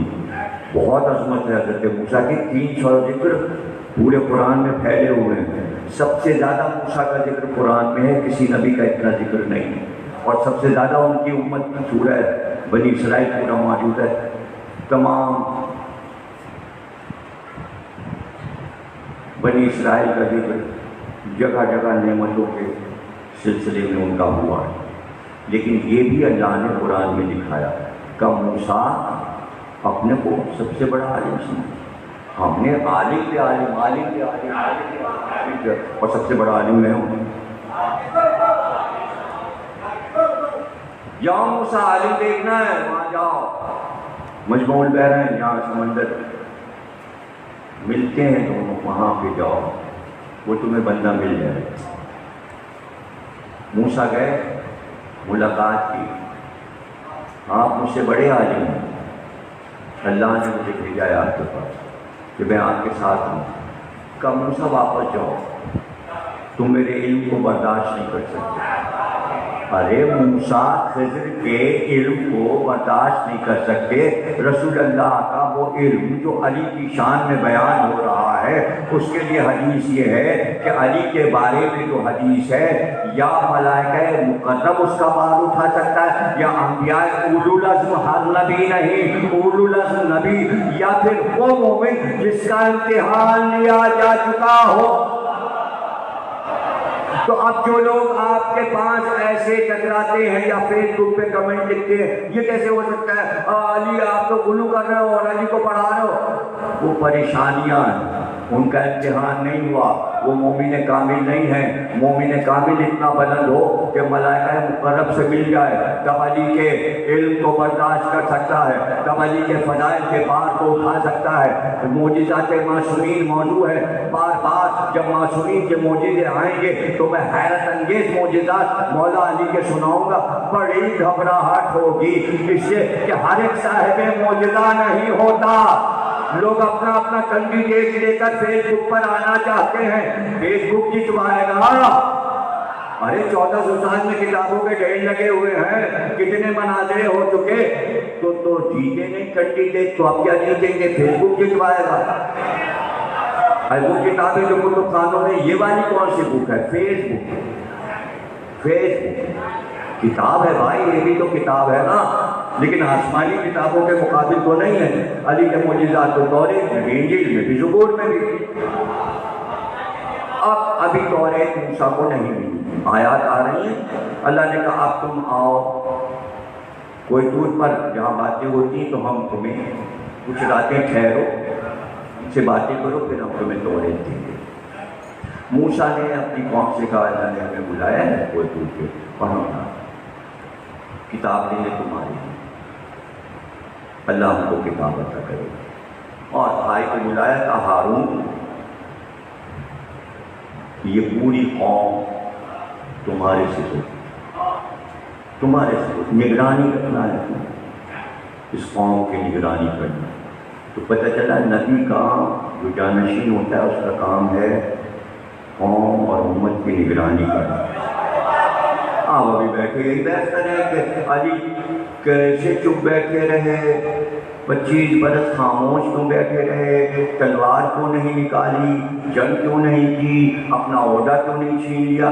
ارے بھائی 25 سال 23 سال نبی کی نبوت کے, تو 25 سال علی بٹھائے گئے تھے, نگرانی کرو. نمازیں ہو رہی ہیں, روزے ہو رہے ہیں, رمضان زکات دے رہے ہو, حج پہ جا رہے ہو, نگرانی ہو رہی ہے. کاہے کی نگرانی ہو رہی ہے, یہ کیوں 25 سال علی سے اللہ نگرانی کروا رہا ہے قوم کو.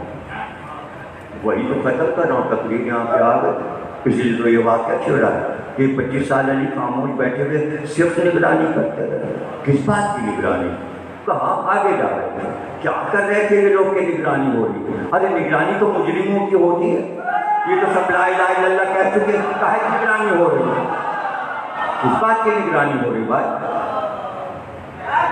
ہاں تو یہی تو دیکھنا ہے کہ اس بات کی نگرانی ہوئی کہ علی کے 25 سال گزر گئے نگرانی کرنے میں. وہی تو دیکھنا ہے کہ کیوں یہ نگرانی کیوں ہو رہی. ہارون یہ قوم تمہارے سے ہو, میں آؤں گا کوئی دور سے کتاب لے کر. جب موسیٰ وہاں پہنچے تو اتنے دن گزر گئے جتنے دن کے لیے اللہ نے بلایا. کہا نہیں موسیٰ ابھی تم نہیں جا سکتے, کچھ راتیں اور گزارنا, تقریباً تمہیں 40 راتیں ٹھہرنا پڑے گا, 1 مہینہ 10 دن, 40 دن تم یہاں ٹھہرو, پھر ہم تمہیں دورے دیں گے. اب موسیٰ تو چلے گئے کوئی دور پہ, اب ہارون نگرانی.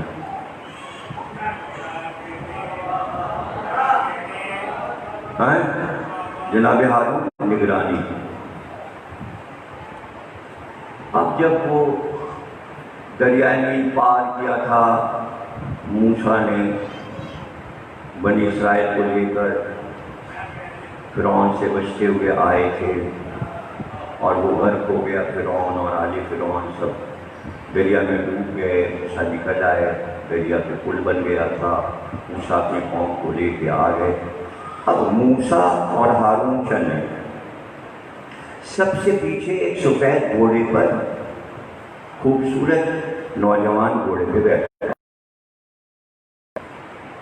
اور سامری جو ہے حضرت موسیٰ کی قوم کا، اس کے ایک کپڑا تھیلی رکھی ہے بڑی سی، اس کا کام یہ ہے کہ قافلہ جہاں ٹھہرے اور چلے، تو اس کا کام یہ تھا کہ جو لوگ جاتے ہیں تو چلتے ہوئے کچھ چیزیں بھول جاتے ہیں، تو سب سے آخر میں سب سے پیچھے رہتا تھا کہ کسی کی چیز ہے تو وہ اٹھا کے تھیلی میں ڈال دے۔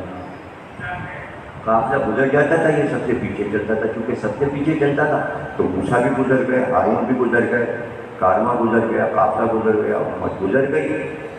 تو اس نے دیکھا کہ سب سے پیچھے پیچھے موسیٰ اور ہارون کے ایک گھوڑے پہ سوار خوبصورت سا سفید گھوڑے پہ بیٹھا ہے، بہت خوبصورت جوان، لیکن جب وہ چلتا ہے اس کا گھوڑا بڑھتا ہے تو گھوڑے کے سونگوں سے نور نکلتا ہے، نور ساتے ہوئے۔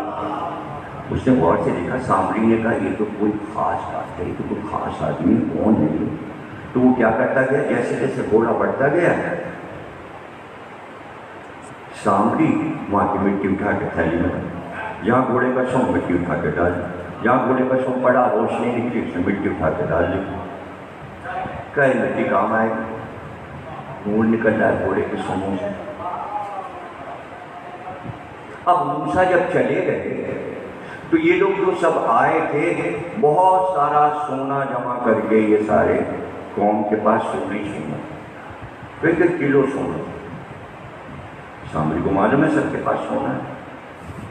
اب جب موسیٰ نہ آئے تو سامری نے تقریریں کرنا شروع اور کہا ہے موسیٰ کی امت اب موسیٰ نہیں آئے، مر گئے، اسی پہاڑی پر نہیں مر کھپ گئے، موسیٰ واپس نہیں آئے، اب تم کیا کرو؟ جب موسیٰ آئیں گے نہیں تو اللہ کا پیغام پہنچے گا نہیں تمہارے پاس، رابطہ تو ہو گئی ہے، اب تو ہے ہی نہیں موسیٰ، تو اللہ سے تمہارا رابطہ، تو کیوں نہ ہم تمہارے لیے خدا بنا دیں تاکہ تم اپنے اللہ سے، اپنے رب سے رابطہ تو رکھ سکو۔ قرآن سنا رہا ہوں، تاریخ نہیں سنا رہا، قرآن شریف جس کی تلاوت کھڑے ہو کے بھی ہوتی ہے، بیٹھ کے بھی ہوتی ہے، ٹی وی پہ بھی ہوتی ہے، غلط ہوتی ہے، حفظ بھی کیا جاتا ہے، وہ قرآن سب پڑھتے ہیں، سب نے پڑھا، سب کے گھر میں قرآن ہے، آیتیں اس میں دیکھیے، ترجمہ بھی دیکھیے۔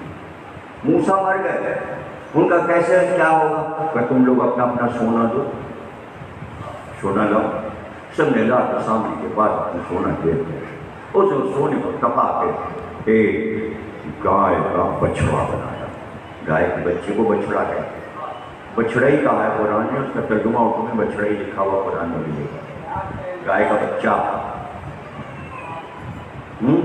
بچھڑا بنایا سونے، اس کو ایک بڑے اسٹیج پہ رکھا۔ اب چونکہ وہ موسیٰ سے وہ آیتیں سن چکا تھا کہ اللہ نے آدم کو بنایا اور پھر سب سے کہا سجدہ کرو، تو وہاں سے اس کے دل میں آئیڈیا آ گیا، ذہن میں آئیڈیا وہاں سے اٹھایا، سونے کے بچڑے کو بیچ میں رکھا اور اس نے کہا دیکھو یہ تمہارا خدا ہے، اس کو اب خدا ماننا، موسیٰ تو آئیں گے نہیں، یہی تمہارا خدا ہے، اور دیکھو ابھی یہ خدا بولے گا، یہ خدا بولے گا، جب یہ بولے تو تم سب سجدے میں گر جانا۔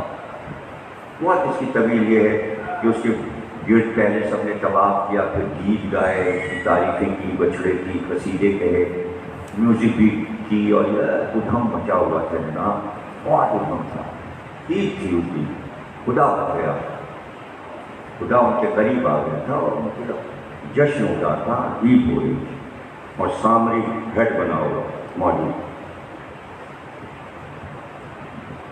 اس نے ادھر ادھر نظر بچا کے وہ مٹی جو گھوڑے کے سنوں کی تھی مٹی نکال کے بچڑے کے منہ میں ڈالا۔ اب قرآن کہتا ہے، ترجمہ پڑھ لیجیے گا، یہی لکھا ہے اردو میں آیت کے نیچے، کہ جیسے مٹی ڈالی تو بچڑا منہ کھول کے بھاں بھاں بھاں، ہمارے اردو میں بولتے ہیں بھیں بھیں بھیں، لیکن ترجمے میں بھاں بھاں ہے۔ بچڑا بولتا ہے تو اس کی آواز کو کہتے ہیں بھیں بھیں۔ بچوں کو یہ آوازیں شروع میں پڑھائی جاتی ہے۔ کوا کیا بولتا ہے؟ کائیں کائیں۔ بلی کیا بولتی ہے؟ میاؤں۔ یہ جانوروں کی آوازیں میر انیس نے جب پوتا پیدا ہوا، میری نفیس کا بیٹا، پہلے جانوروں کی بولیاں سکھا دو۔ یہ اس لیے کورس میں پڑھایا جاتا ہے بچوں کے یہاں، اردو کی کتاب میں شروع کی۔ یہ علم ہے بھائی، یہ سب علم ہے۔ اب آپ کہیں ہم نے تو نہیں سنا ہے، بھائی سنا ہے، گھر میں بولتے ہوئے تم نے سنا ہے، ہر جانور کی آواز ہے، شیر کی آواز ہے، شیر کی دہاڑ ہے، کون سے جانور کی آواز آپ کو نہیں معلوم؟ بھائی عالم ہیں آپ جانوروں کے، اور اگر نہیں پڑھا تو پھر میری کتاب آپ پڑھ لیجیے۔ میر انیس کی شاعری میں جانوروں کا ذکر ہے، 300 صفحے کی کتابیں پڑھ لیجیے، اس علم کے ماہر ہو جائے۔ یہ بہت بڑا علم، اس پہ بہت کتابیں لکھی، تبیری ہیں 2 جلدوں میں، اور ابھی آغا مہدی صاحب کی کتاب جانوروں کا ذکر قرآن اور حدیث میں، کتنی موٹی کتاب ہے، چھپ کے بازار میں ہے، مانگے تو مل جائے، گوگل سے پوچھیں گے تو سرے ورق دکھا دے گا۔ تو یہ علم بھی شامل ہے اسلامی علوم میں، اس لیے کہ قرآن میں بے شمار جانور کا ذکر ہے، اور اس کتاب میں نے قرآن کے جانور لکھے ہیں، بتا دیا قرآن میں کہاں کہاں شیر، گھوڑے اور دوسرے دیگر جانوروں کا قرآن میں ذکر ہے۔ جیسے اجے کا، سانپ کا ذکر ہے، ابھی اجے کا ذکر آیا تھا قرآن میں، تھا نا، ذکر آیا قرآن میں۔ تو جناب وہ بولا، بچڑا جیسے ہی بولا تھا سجدے میں جھک گئے، سجدہ کیا اس بچڑے کو، ان کا خدا مل گیا، اس کے بعد اس کی شان میں قصیدے گئے۔ اب 40 دن کے بعد موسیٰ کوہ طور سے توریت لے کر چٹانوں پہ لکھی ہوئی تھی، پتھروں پہ، اور دونوں طرف ایسے گود میں اٹھائے ہوئے تھے، وزنی کتاب تھی توریت، پتھر کے سلوں پہ لکھی ہوئی تھی، اور لے کر آئے کہ قوم کو خوشخبری سنائے، توریت لے آیا، اللہ نے مجھے توریت عطا کی، میں تمہارے لیے کتاب لے آیا۔ آگے اتنے معجزے ہیں کہ موسیٰ کے، آپ بتاتا جاؤں، آپ دیکھتے جائیے قرآن میں یہ کہ جب قوم نے انکار کیا کہ ہم توریت کو نہیں لیں گے، تو اللہ نے کہا موسیٰ کوہ طور اٹھاؤ، کتنا بڑا پہاڑ، موسیٰ نے کوہ طور اٹھایا، کون ان بنی اسرائیل کے سر پہ پہاڑ کو لاؤ۔ اب موسیٰ نے پہاڑ اٹھایا اور پوری قوم کے سر پہ پہاڑ آیا، اور اس کے بعد اللہ نے موسیٰ سے کہا قوم سے کہو توریت کو اٹھاؤ مانو، ورنہ یہ پورا پہاڑ تمہارے سر پہ گرے گا، اس میں دب جاؤ۔ یار آپ کہاں بیٹھے ہوئے، قصہ نہیں سنا رہا ہوں، آیات سنا رہا ہوں، یہ بھی قرآن کی آیت ہے کہ اٹھا کوہ طور، اپنی جگہ سے اٹھا، جگہ سے ہلا، بس یہی بات تھی۔ پنجتن بیٹھے تھے مباہلے میں، عیسائیوں نے کہا وہ چہرے دیکھ رہے ہیں، اگر یہ اشارہ کرے تو پہاڑ اپنی جگہ سے ہٹ جائے۔ موسیٰ کا معجزہ انہوں نے پڑھا تھا، وہ سمجھ گئے کہ جیسے موسیٰ پہاڑ اٹھاتے، یہ آج بھی پہاڑ اٹھا کے ہمارے ساتھ ہے۔ حالانکہ پہاڑ ہلایا نہیں ہے ابھی آل محمد، لیکن انہیں یقین ہے عیسائیوں کو کہ یہ معجزہ یہ بچے بھی دکھا سکتے ہیں، یہ بیوی بھی دکھا سکتی ہے، رسول اور علی کے یہ بچے بھی دکھا سکتے ہیں۔ ان کا یقین دیکھیے کیوں، اس لیے کہ جو معجزہ نہیں مانتا تو کیا اللہ کہتا ہے، جو معجزہ نہیں مانے، کیوں انہوں نے معجزے کا اقرار کیا اور انکار نہیں کیا پنجتن سے؟ آگے کی آیت سن لیجیے، فمن حاجک فیہ من بعد ما جاءک من العلم فقل تعالوا ندعو ابناءنا وابناءکم نساءنا ونساءکم انفسنا وانفسکم ثم نبتہل فنجعل لعنت اللہ علی الکاذبین۔ جو جھوٹے ہیں ان پہ لعنت ہوگی، انہوں نے دیکھ لیا تھا لعنت آ رہی ہے، اللہ کی لعنت اوپر سے آتی ہے، وہ کسی بھی صورت میں آ سکتی ہے. وہ گھبرا گئے کہ قیامت تک عیسائیوں پہ لعنت ہوگی، اس لیے انہوں نے کہا ہم نے مان لیا، آپ کے رب کو بھی مان لیا، آپ صاحب معجزہ ہیں، ہم نے آپ کو مان لیا. عیسائی لعنت سے بچ کے ہٹ گیا. آیت اوپر کھڑی تھی، آیت نے پوچھا پھر میں کس پہ گروں؟ پروردگار کا معلق رہے ان 5 کے مقابل جو آتا جائے اس پہ لعنت ہوتی جائے. لعنت ایک پہاڑ ہے جو کوہ طور کی طرح ہر ایک کے سر پہ گر رہا. لعنت اللہ علی الکاذبین، جھوٹوں پہ خدا کی لعنت. عیسائی بچ گئے، لعنت کچھ اور لوگوں نے لے لی. عیسائی سمجھدار تھے. کہیں آپ کے عقیدے میں یہ نہیں لکھا کہ عیسائیوں پہ تبرہ کیا کرو، عیسائیوں پہ لعنت کرو. صرف یہ لکھا ہے دشمنان اہل بیت پر لعنت. اب سمجھا کہ وہ کہہ رہے ہیں ہم یہ دورے دے رہے ہیں لے لو. اب جو موسیٰ آئے ہاتھ سے دورے چھوٹ گئے اور اب جو گری تو ٹکڑے ہو گئے پتھر. آیات جس پہ لکھی تھی وہ ٹوٹ گئے. اور موسیٰ کا عجیب عالم. اور ایک بار آگے بڑھ کر ہارون کا گلے باندھ پکڑا اور کہا بھائی تیری نگرانی میں ہم قوم کو چھوڑ گئے تھے، تقریب کا آخری جملہ فضائل کا ہمیں مسائل کا. جتنی داد آپ کو مل جائے دے دیجیے گا، اس لیے کہ سب کچھ تو آپ سن چکے تھے، اسی کا رزلٹ تو دینے جا رہا ہوں. کوئی ایسی چیز ہے جو ابھی میں نے نہیں بتائی، آپ سب آپ کے حافظے میں موجود ہے نا. اب میں جملے دے رہا ہوں. ہارون تم موجود تھے اور تمہاری موجودگی میں بچڑے کی پوجا ہونے لگی. یہ اللہ کو بھول گئے، یہ سب کافر ہو گئے، یہ سب مشرک ہو گئے، پوری قوم پوری امت مشرک ہو گئی. تمہاری نگرانی میں قوم دی تھی اور سب مشرک ہو گئے.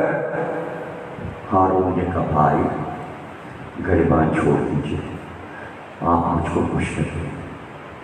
میں اگر ان کو روکتا اور منع کرتا ان قریب میرے ماں جائے، اے میری ماں کے بیٹے.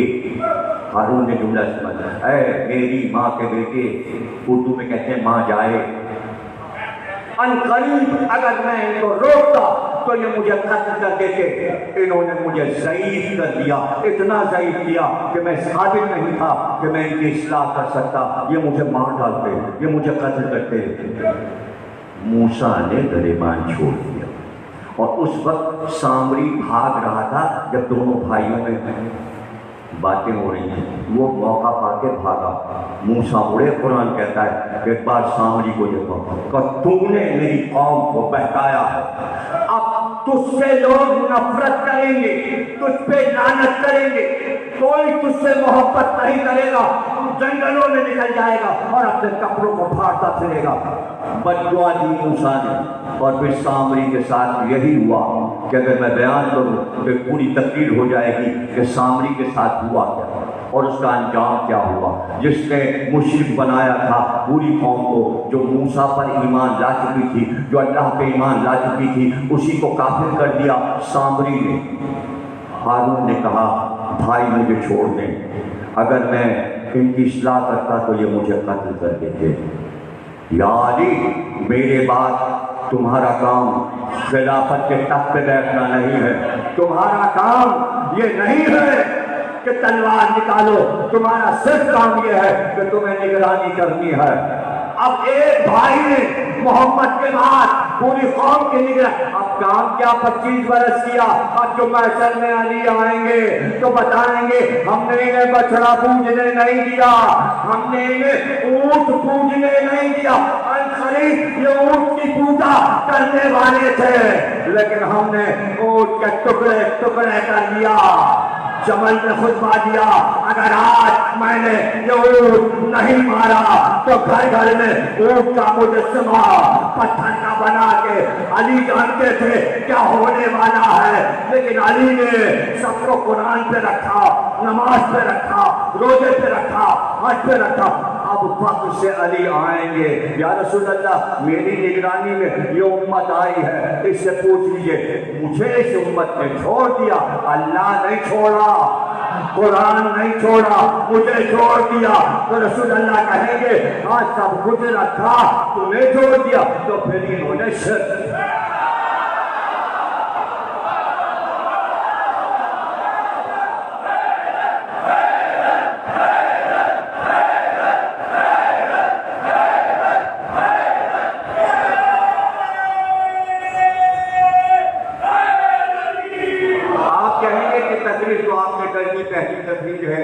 موقع تو ملے گا لیکن آپ کہیں گے نہ آپ نے کوئی دلیل دی نہ کوئی ثبوت دیا. آپ نے آیت ترجمہ پڑھا اردو میں اور سب جوڑ کے آپ نے حضرت علی سے اس واقعے کو جوڑ دیا. ادھر بھی امت تھی, ادھر بھی امت تھی, ادھر بھی نگراں تھا, ادھر بھی نگراں تھا. تو کوئی آپ ایسا حوالہ دیجیے کہ ہمیں بات کا یقین آ جائے. بھائی جنگ تبوک میں رسول اللہ چلے گئے اور علی سے کہا تم مدینے میں رہو, اس لیے کہ مدینے پر حملے کا خطرہ ہے. عورتیں اور بچے ہیں, اگر حملہ ہوا تو سب تباہ ہو جائیں گے, اس لیے ہم تمہیں مدینے میں چھوڑ رہے ہیں. اب رسول اللہ آگے نکل گئے لشکر لے کے تبوک کی طرف, علی اکیلے رہ گئے. مدینے والوں کا دیکھا رسول اللہ کوئی علی سے خوش تھوڑی ہیں, اگر خوش ہوتے تو ساتھ لے جاتے. مدینے میں چھوڑ گئے. علی گھوڑے پہ بیٹھے, مدثر پہ بیٹھے, اور ایک بار گھوڑے کو دوڑایا اور گھوڑے سے کہا تیز چل. گھوڑا تیز چلا, جہاں رسول اللہ تھے وہاں جا کے گھوڑا رکا. رسول اللہ نے منہ کر دیکھا علی تم کیسے آ گئے؟ کہ رسول اللہ آپ سے بات کرنے آئے, لوگ مجھے تانا دے رہے ہیں, لوگ کہہ رہے ہیں کہ رسول اگر خوش ہوتے تو علی کو ساتھ لے جاتے, مدینے میں تو چھوڑ گئے. آپ نے کہا جاؤ علی واپس جاؤ, میری تمہاری مثال ایسی ہے کہ جیسے موسیٰ سے ہارون کی مثال, میں موسیٰ کی طرح ہوں تم ہارون کی طرح ہو, بس یہ کہ میرے بعد نبوت نہیں ہے, اس لیے کہ تشبیہ ہارون سے دی, ہارون نبی تھے. علی کی تشبیہ صرف نبوت سے دی جا سکتی ہے, صرف نبی سے اور کسی سے مقابلہ نہیں, اس لیے کہ رسول اللہ نے علی کا موازنہ کسی اور سے نہیں, ہارون جیسے نبی سے کیا. میں موسیٰ ہوں تم ہارون کی مثل ہو, میں موسیٰ کی. اور سنو میرے بعد نبوت نہیں ہے, یعنی ہارون نبی تھے, یہ نہیں ہوگا کہ تم نبی بنو میرے بعد نبی. اگر میرے بعد نبی ہوتا تو یا علی تم ہوتے.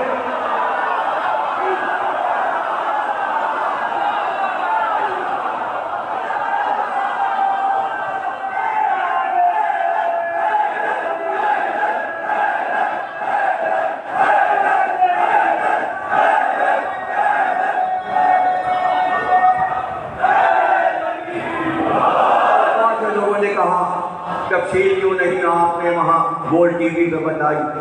اب یہ کہ پوری مجلس وہاں یہ والی پڑھتے کاج میں جو یہاں پڑھ رہا ہوں, اب وہاں ٹی وی پہ کتنا وقت ہوتا ہے, مقرر وقت ہے, اس میں اتنی بڑی مجلس پڑھ سکتے ہیں. وہاں پورے پہ مجلسیں پڑھی ہیں میں نے, 8 کو آئے گی, 9 محرم کو آئے گی, 8 محرم کو آئے گی, شام غریبہ آئے گی, 10 بجے رات کو عاشور کے دن آئے گی تقریر, سب ریکارڈ کر کے دے رہی ہیں. اور بھی پروگرام کہہ رہے ہیں عاشور کے دن, مذاکرہ بھی کہہ رہے ہیں ریکارڈ کرنے کے لیے. منڈے کو پیر کو گھر پہ گاڑی آئے گی بول کی, یہیں سے ریکارڈ ہوگا پروگرام ہمارے گھر سے. تو الگ پروگرام ہے, لمبے پروگرام ہیں, لیکن گھر کی تو تفریح. اب وہ پروگرام جو مذاکرے لوگ کچھ انہوں نے بولا, کچھ انہوں نے بولا, کچھ انہوں نے بولا, تو اس میں کیا ہے یہ سب میں سمجھایا. تو میں نے ایک لفظ کہہ دیا, پہلے میں نے کہا یہ تقریر غلط ہے, یہ آپ جو حدیث بیان کر رہے ہیں غلط ہے, جس کے لیے آپ کہہ رہے ہیں اس کے لیے نہیں کیا. یہی اتنا, اس سے پہلے کون سا عالم ٹی وی پہ بولا مجھے بتا دو, اس کا نام بتا دو خدا کے لیے بس. اور میرے بات کون بولے گا اس کا بھی نام بتا دو, نہیں بتا دو. اب اگر کسی کے دل میں حسرت ہے تو چلا جائے بول دو, میں نہیں بولا تو تم بول دو. اب دوسرے دن پھر انہوں نے وہی بات نکالی, میں نے کہا بھائی حضرت علی کے لیے حدیث ایک دن کہا, اب اس میں کیا بیان کرتے ہیں. میں نے کہا حضرت علی کے لیے 50,000 حوالے, 50,000 حوالے, 5,000 حوالے تو میرے پاس تھے ہی ہے, اور میں نے بھجوا بھی دیے اور ڈال بھی دیے, فیس بک پہ ڈلوا دیے, پڑے ہوئے سب دیکھ لیجیے, سچ سارے حوالے ڈال. عادل میلانی نے 4 جلدیں لکھی ہیں اسے بھی حدیث پر, اور نیٹ کے اوپر وہ موجود ہے, میں نے اس کو کچھ نکلوا لیا, حوالے بھی دیکھ لیے. عادل میلانی کسی حدیث پہ 4 جلدیں ہوئی, تو کہتے ہیں حدیث منزل ہے، میں موسیٰ تم ہارون، سمجھیں نا؟ اب دوسرے دن پھر انہوں نے وہی بحث نکالی، آپ نے ہماری حدیث کو جھوٹ قرار دیا۔ تو میں نے کہا بھائی کیا کہوں، ترمذی میں لکھا ہے یہ حدیث غریب ہے۔ اب یہ غریب کا لفظ کافی تھا، اب پورا علم حدیث تھوڑی معصوم تھا، ہمیں معلوم تھا کہ اس کا اثر کیا ہوگا۔ اس لیے کہ غریب اس حدیث کو کہتے ہیں جس کا راوی ایک ہو، اور صرف ایک نہ ہو بلکہ جھوٹا بھی ہو۔ مجھے تو پتا تھا کیا ہوگا، اس لیے کہ دیکھیں حدیث ترمذی میں ہے، میں نے کہا ترمذی میں غریب لکھا ہوا ہے، لیکن مجھے پتا تھا کہ میزان الاعتدال میں اہل سنت کے عالم نے لکھا، جو رجال کی کتاب ہے علم حدیث کی، اس میں لکھا کہ یہ حدیث جو ہے یہ جھوٹی ہے، اس لیے کہ اس حدیث کا راوی جو ہے یہ وہ ہے جب خانہ کعبہ میں آگ لگانے یزید کا لشکر آیا تو اسی نے منجنیق لگا کر پہلے آگ پھینکی تھی، تو جو کعبہ جلایا وہ اگر کہے کہ فلانا نبی ہوگا تو اس کی بات کیسے مان، اس لیے حدیث غریب ہے۔ اور سب نے لکھا حدیث غریب ہے، تو میرے لیے ایک ہی لفظ کافی تھا کہ بس اتنی کہتے ہیں حدیث غریب ہے۔ قصہ ہے معلوم ہے غریب کا، حالانکہ جب میں نے کہا بھائی علامہ اقبال یہ لفظ، ان کا یہ عربی کا لفظ آپ کیا اردو کا سمجھ رہے ہیں غریب؟ میں نے کہا نہیں، علامہ اقبال جی اس کو غریب کے معنی نہیں، بھائی اقبال کو چھوڑیے، حالانکہ شعر سن لیتے، میری بات پوری سن لیتے تو عقل میں آ جاتی، غریب و سادہ و رنگین ہے داستان حرم، نہایت اس کی حسین ابتدا ہے اسماعیل۔ اب یہاں اقبال نے جو غریب کے معنی استعمال کیے تو مفتی مصر سے انہوں نے جامع ازہر سے پوچھا تھا خط لکھے کہ غریب کے کیا معنی ہیں، تو جب وہاں سے آ گیا عربی مدرسے سے کہ غریب کے یہ معنی ہیں عربی میں، تب انہوں نے شعر میں یہ لفظ استعمال کیا، اتنی احتیاط اقبال کرتے تھے، تب انہوں نے کہا غریب و سادہ اور رنگین ہے داستان حرم۔ اب ان لوگوں کو یہ سب کہاں معلوم، وہ تو جو پروگرام بچے ہمارے سب ساتھ کھڑے رہتے تھے، کوئی پروڈیوسر ہے، کوئی ڈائریکٹر ہے، حیدر بھائی کا بیٹا بھی ہے، جان بھی، یہ سب کھڑے رہتے تھے، تو وہ بعد میں جب میں اٹھ کے آتا تھا چائے پینے کے لیے، کہ یہ سارے بچے ہمارے مجلسی اور ماتمدار ہیں، ان کے ملازم ہیں، وہ کہتے کہ ان کی کیا سمجھ میں ایجوکیشن آئے، یہ جو 15 منٹ آپ علم عدل پہ بولیں، ان کو کیا پتا یہ سب چیزیں آپ کی ایجوکیشن پہ بولیں، ایک لفظ ایجوکیشن کے بارے میں بھی۔ تو ہمارے بچوں کو معلوم ہے کہاں علم ہے اور کہاں جہلا بیٹھے ہیں۔ بس دیکھیے آپ کو میں صرف یہ بات سمجھا رہا ہوں، یہی مجلس یہی آپ کو عالم بناتی ہے اور آپ کی اولاد کو عالم بنائے گی۔ ایسے نہیں پتہ چلتا کہ آپ کے پاس کتنا علم ہے، ہاں جب وقت پڑ جائے اور جب آپ بولتے ہیں تو ہمیں بھی پتہ ہے کہ آپ کیا بولتے ہیں اور آپ کس طرح بات کرتے ہیں، ایک کو جانتا ہوں میں، جتنے بھی یہاں بیٹھے ہیں چاروں مجلسوں میں جتنے ہمارے نوجوان بھائی بیٹھے ہیں، سب کے بارے میں مجھے کیسے معلوم، آپ کہیں گے معاذ اللہ کوئی ہم علم غیب ہے، ہمیں کیسے پتہ چلا کہ آپ ایسا کرتے ہیں، ہمیں ایک حدیث معلوم ہے، اس حدیث ہم حدیثوں پہ عمل کرتے ہیں اور اسی پہ بیان دیتے ہیں۔ امام صادق نے کہا مفضل اور کہا کہ تم نے کسی طرح دلائل دی، تو امام نے کہا تم نے کسی کتاب میں پڑھا تھا یہ دلائل؟ کہا نہیں مولا کسی کتاب میں پڑھا، مجھ سے سنا تھا؟ کہا نہیں آپ سے بھی نہیں سنا، کسی اور نے سنا ہے؟ نہیں مولا کسی نے نہیں سنا ہے، میں بولتا جا رہا تھا اور میں دلائل دیتا جا رہا تھا اور میں متاثر ہوتا جا رہا تھا، اس کے ہوش ہوتے جا رہے تھے، میں دلائل دیتا جا رہا تھا۔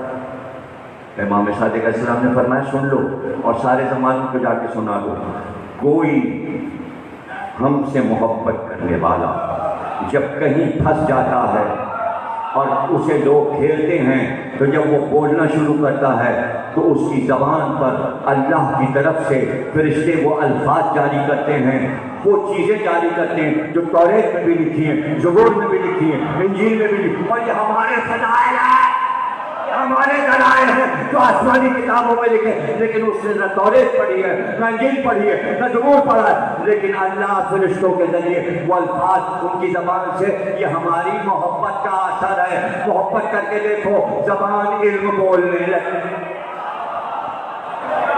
یہ زبان سے پیغام ہے کہ محبت کرو مودت کرو تاکہ زبان پہ علم آ جائے۔ تو ہمیں معلوم ہے کہ آپ مجھے محبت کرتے ہیں، جہاں بھی آپ بولتے ہیں تو پھر آپ علم بولنے لگتے ہیں۔ پھر آپ علم بولنے لگتے ہیں، اور ہمارے جتنے بھی پرانے لوگ گزرے جب بھی بولے علم بولے، اور ان کی علم کی تھا کیا تھی؟ الامام الحفیظ میثم تمام بلا کے ظالم کہہ رہا ہے دربار میں، میثم علی نے کیا کہا ہے؟ تمہاری موت کیسے ہو؟ علی نے کہا ہے کہ ایک ظالم بدکار کا بیٹا میری زبان پہلے کاٹے گا، پھر مجھے سولی دے گا ہاتھ پیر کر کے، کہ میں تیرے علی کو جھوٹا کر دوں؟ کہ تو کر نہیں سکتا۔ کہ علی نے کہا ہے زبان کاٹی جائے گی، میں تیری زبان کاٹوں گا، میں تیرے ہاتھ پیر کاٹ دوں گا اور پھر لٹکا دوں گا، سولی دے دوں گا۔ میثم نے کہا ہوگا وہی جو علی نے کہا، میں اور درخت پہ کھجور کے لٹکا دیا گیا۔ اب چھول لیں، سولی پہ چھول لیں، سلیب پہ لٹکے اس کا کہتے ہیں کوفے والے آؤ، اب تک جو فضائل علی کے تم نے نہیں سنے میں سناتا ہوں، سناتا ہوں۔ اب فضائل سنانے شروع، لوگوں نے لکھنا شروع، بھی سب سناتے جا رہے ہیں، ہاتھ سے لوگ کہہ رہا ہاتھ کٹ چکے، ٹانگیں کٹ چکی، لیکن علی کے فضائل سنا، یعنی کھجور کے درخت کو منبر بنا دیا اور فضائل علی پڑھنا شروع کیا۔ پڑھتے پڑھتے ایک بار کہا اب تو میں فضائل سنا رہا تھا نا، اب علی کے دشمنوں کے شجرے سناؤ۔ جیسے ہی شجرے سنانے شروع کیے، آدمی بھاگا ہوا ابن ذات کے پاس گیا کہ آپ تو سب کے پول کھول رہے ہیں، اب تو سب کو دلیل کر رہے ہیں۔ ایک بار غصے میں ابن ذات نے کہا جلاد جا کے زبان کاٹ لے، خنجر لے کے جا میثم کی زبان کاٹ لے تاکہ برائی نہ کر سکے، ہمارے شجرے نہ بتا سکے۔ جلاد آیا خنجر لے کے، میثم نے کہا کیوں آیا؟ کہ حکم ہے زبان کاٹنے کا۔ میثم نے اپنے منہ کا تھوک منہ میں گھمایا، خوب جمع کیا، خوش تھا منہ اس لیے اپنا تھوک جمع کیا منہ میں اور گھمایا، دہن میں گھمایا۔ جب بہت سا جمع ہو گیا تو قریب آ جلد سے کہا، جب قریب آ گیا تو وہ سارا تھوک اس کے منہ میں پھینکا، تھوکا اس نے اور کہا سن، زبان کاٹ کر میری اپنے منہ میں اسی طرح تھوک جمع کر کے ابن ذات کے منہ پہ تھوکنا اور کہنا علی سچا ہے، لے زبان کاٹ لے۔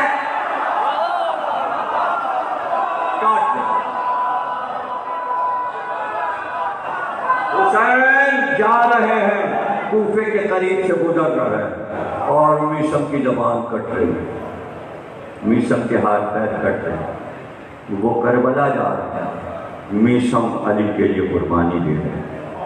تو حسین کا سفر کہاں؟ اللہ اکبر۔ میں جب کربلا پہلی بار گیا، بعد میں کئی بار گیا لیکن میں پہلی بار گیا تو میں پورا پار کر کے پتہ چلا اس طرف گھر ہے امام صادق علیہ السلام، تو میں نے کہا اس گھر کی بھی زیارت کر لی۔ وہاں گیا، وہ زمانہ عراق کا بہت غربت کا تھا، اب تو خیر وہ لوگ گھر کھولتے بھی نہیں، لوگ باہر سے زیارت کر کے آ جاتے، لیکن جب ہم پہنچے تو گھر والوں نے گھر کھول دیے، ہم صحن میں چلے گئے۔ خاتون جو تھیں پترے میں برقع اوڑھے ہوئے، جو درخت لگے ہوئے تھے اس کی کھجوریں لا کے انہوں نے ہمیں ٹوکرے میں دیا اور کہا یہ وہ درخت ہیں جو امام صادق کے ہاتھ پہ لگائے ہیں، ہم سب کو یہ تبرک دیتے ہیں۔ تو میں نے پوچھا ان سے کہ اتنی دور قرآن کے اس پاک امام یہاں کیوں ٹھہرتے، امام صادق یہاں کیوں ٹھہرتے، کربلا میں کیوں نہیں ٹھہرتے؟ تو اس خاتون نے کہا کہ ہم نے اپنے بزرگوں سے یہ حدیث سنی ہے اور کتابوں میں بھی لکھا ہے کہ یہ وہ مقام ہے جو امام صادق کا گھر ہے جہاں ہم لوگ رہتے ہیں۔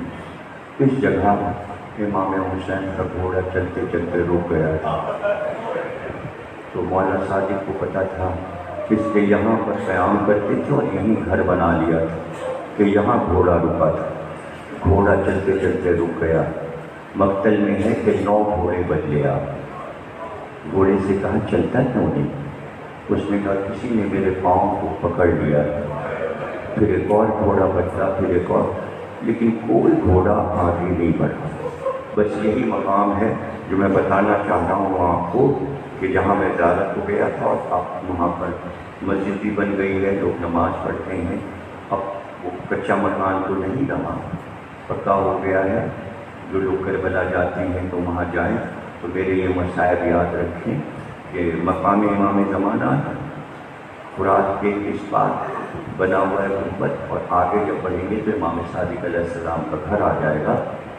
اور یہ آپ باب سدرہ سے روضے سے جب سیدھی سڑک جائیں گے تو آپ وہاں تک پہنچ جائیں گے، سیدھے چلتے ہوئے سڑک ہے.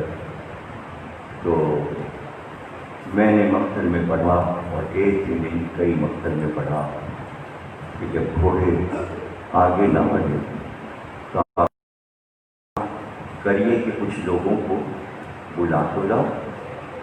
کچھ لوگ آ گئے، پتہ چلا فرزند رسول یہاں پر رکے ہوئے ہیں. جب لوگ آ گئے تو آپ نے کہا ذرا یہ تو بتاؤ اس جگہ کا نام کیا ہے؟ ایک شخص نے کہا اسے شط فرات کہتے ہیں. آپ نے کہا کوئی اور نام ہے؟ نے کہا اسے ماریہ بھی کہتے ہیں. ایک اور شخص پڑھا، حسین نے کہا کوئی اور نام ہے؟ اس نے کہا اسے نینوا بھی کہتے ہیں. پھر ایک اور شخص پڑھا، حسین نے پوچھا اس کا کوئی اور نام ہے؟ اس نے کہا ہاں اسے غاجریہ بھی کہتے ہیں. پھر ایک بہت ہی بزرگ تقریباً 90 سال کی عمر تھی، وہ آگے بڑھے. حسین نے چہرہ دیکھا کہ تم تو بہت پرانے آدمی ہو، یہ بتاؤ اس جگہ کا کوئی اور بھی نام ہے؟ اس نے کہا ہاں اس جگہ کو کربلا کہتے ہیں. بس یہ سننا تھا. امام حسین نے کہا عباس بس کارواں کو روکو، خیمے یہیں لگا دو. ہم اپنی منزل پہ پہنچ گئے، ہم کربلا میں آ گئے. یہ وہی مقام ہے جہاں ہمارے سر کاٹے جائیں گے. یہ وہی مقام ہے جہاں شیطانیوں کے گھر سے چادریں چھینی جائیں گی، جہاں خیمے جلائے جائیں گے، جہاں ہمارے بچوں کا لہو بہایا جائے گا. اللہ اکبر. قافلہ رک گیا.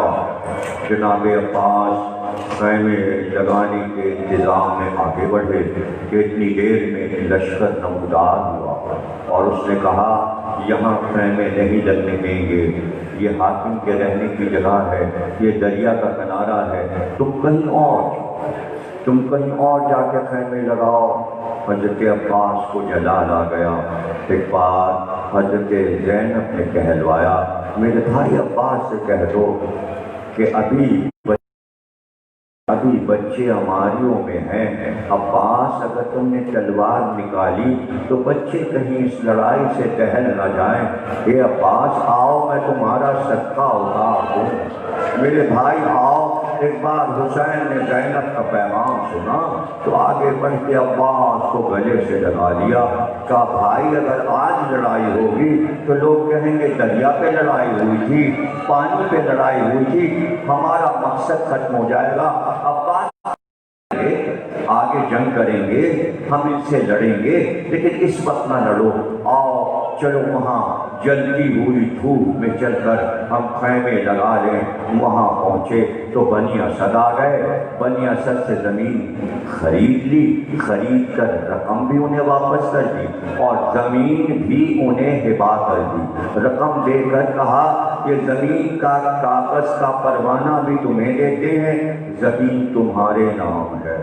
ایک بار پیغام آیا، فضہ چادر اوڑھ کر آئی کہ یہ زمین جو آزادی کہتی ہیں علی اکبر کے نام لکھ لیجیے. کہ نہیں ہم نے تو بنی اسد کو واپس کر دی. رہ گیا یہ کہ علی اکبر کو ملے گا 1.5 گز کی قبر علی کے لیے میں نے رکھ دی ہے زینب. اور اس کے بعد کہتے ہیں جب ہماریوں سے بیویاں اترنے لگیں اور جب خیمے میں پہنچیں تو سب سے پہلے حضرت زینب پہنچی، اور جیسے ہی خیمے میں پہنچی ایک غبار زرد رنگ کا اٹھا اور وہ غبار حضرت زینب کے سر پر آیا۔ تو پھر ذرا بھائی کو بلاؤ، اس زمین کا کیا نام ہے؟ بھائی یہاں کیوں رک گئے؟ حسین آئے کہ کیا بات ہے زینب؟ کا ایک غبار اٹھا اور میرے سر پر چھا گیا، یہ کیسی زمین ہے؟ مجھے زمین سے ڈر لگتا ہے۔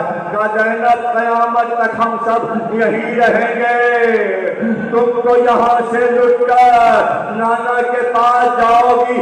ارے یہ کربلا ہے زینب، اس چادر کے صدقے میں کربلا کی مٹی نے اٹھ کر تمہارا پردہ کیا ہے۔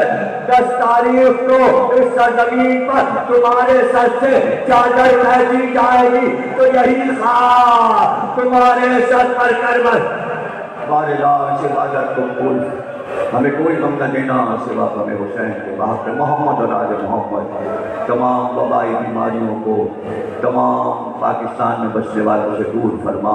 وہ محکمے جو پاکستان کی خدمت کرتے ہیں اور آپ کی حفاظت کرتے ہیں اور مجالس کی بھی حفاظت کرتے ہیں، پولیس کا محکمہ اور رینجرز کا محکمہ اور فوج کا، ان کے لیے ہم دعا کرتے ہیں اللہ انہیں عمر نو عمر خضر عطا فرمائے، اور اسی طرح وہ امام حسین کے عزاداری کی خدمت کرتے رہیں اور تمام مومنین کی حفاظت فرما۔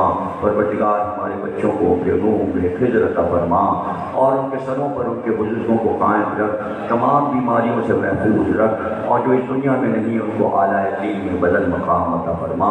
امام زمانہ کا ظہور فرما، ظہور میں تاجیل فرما۔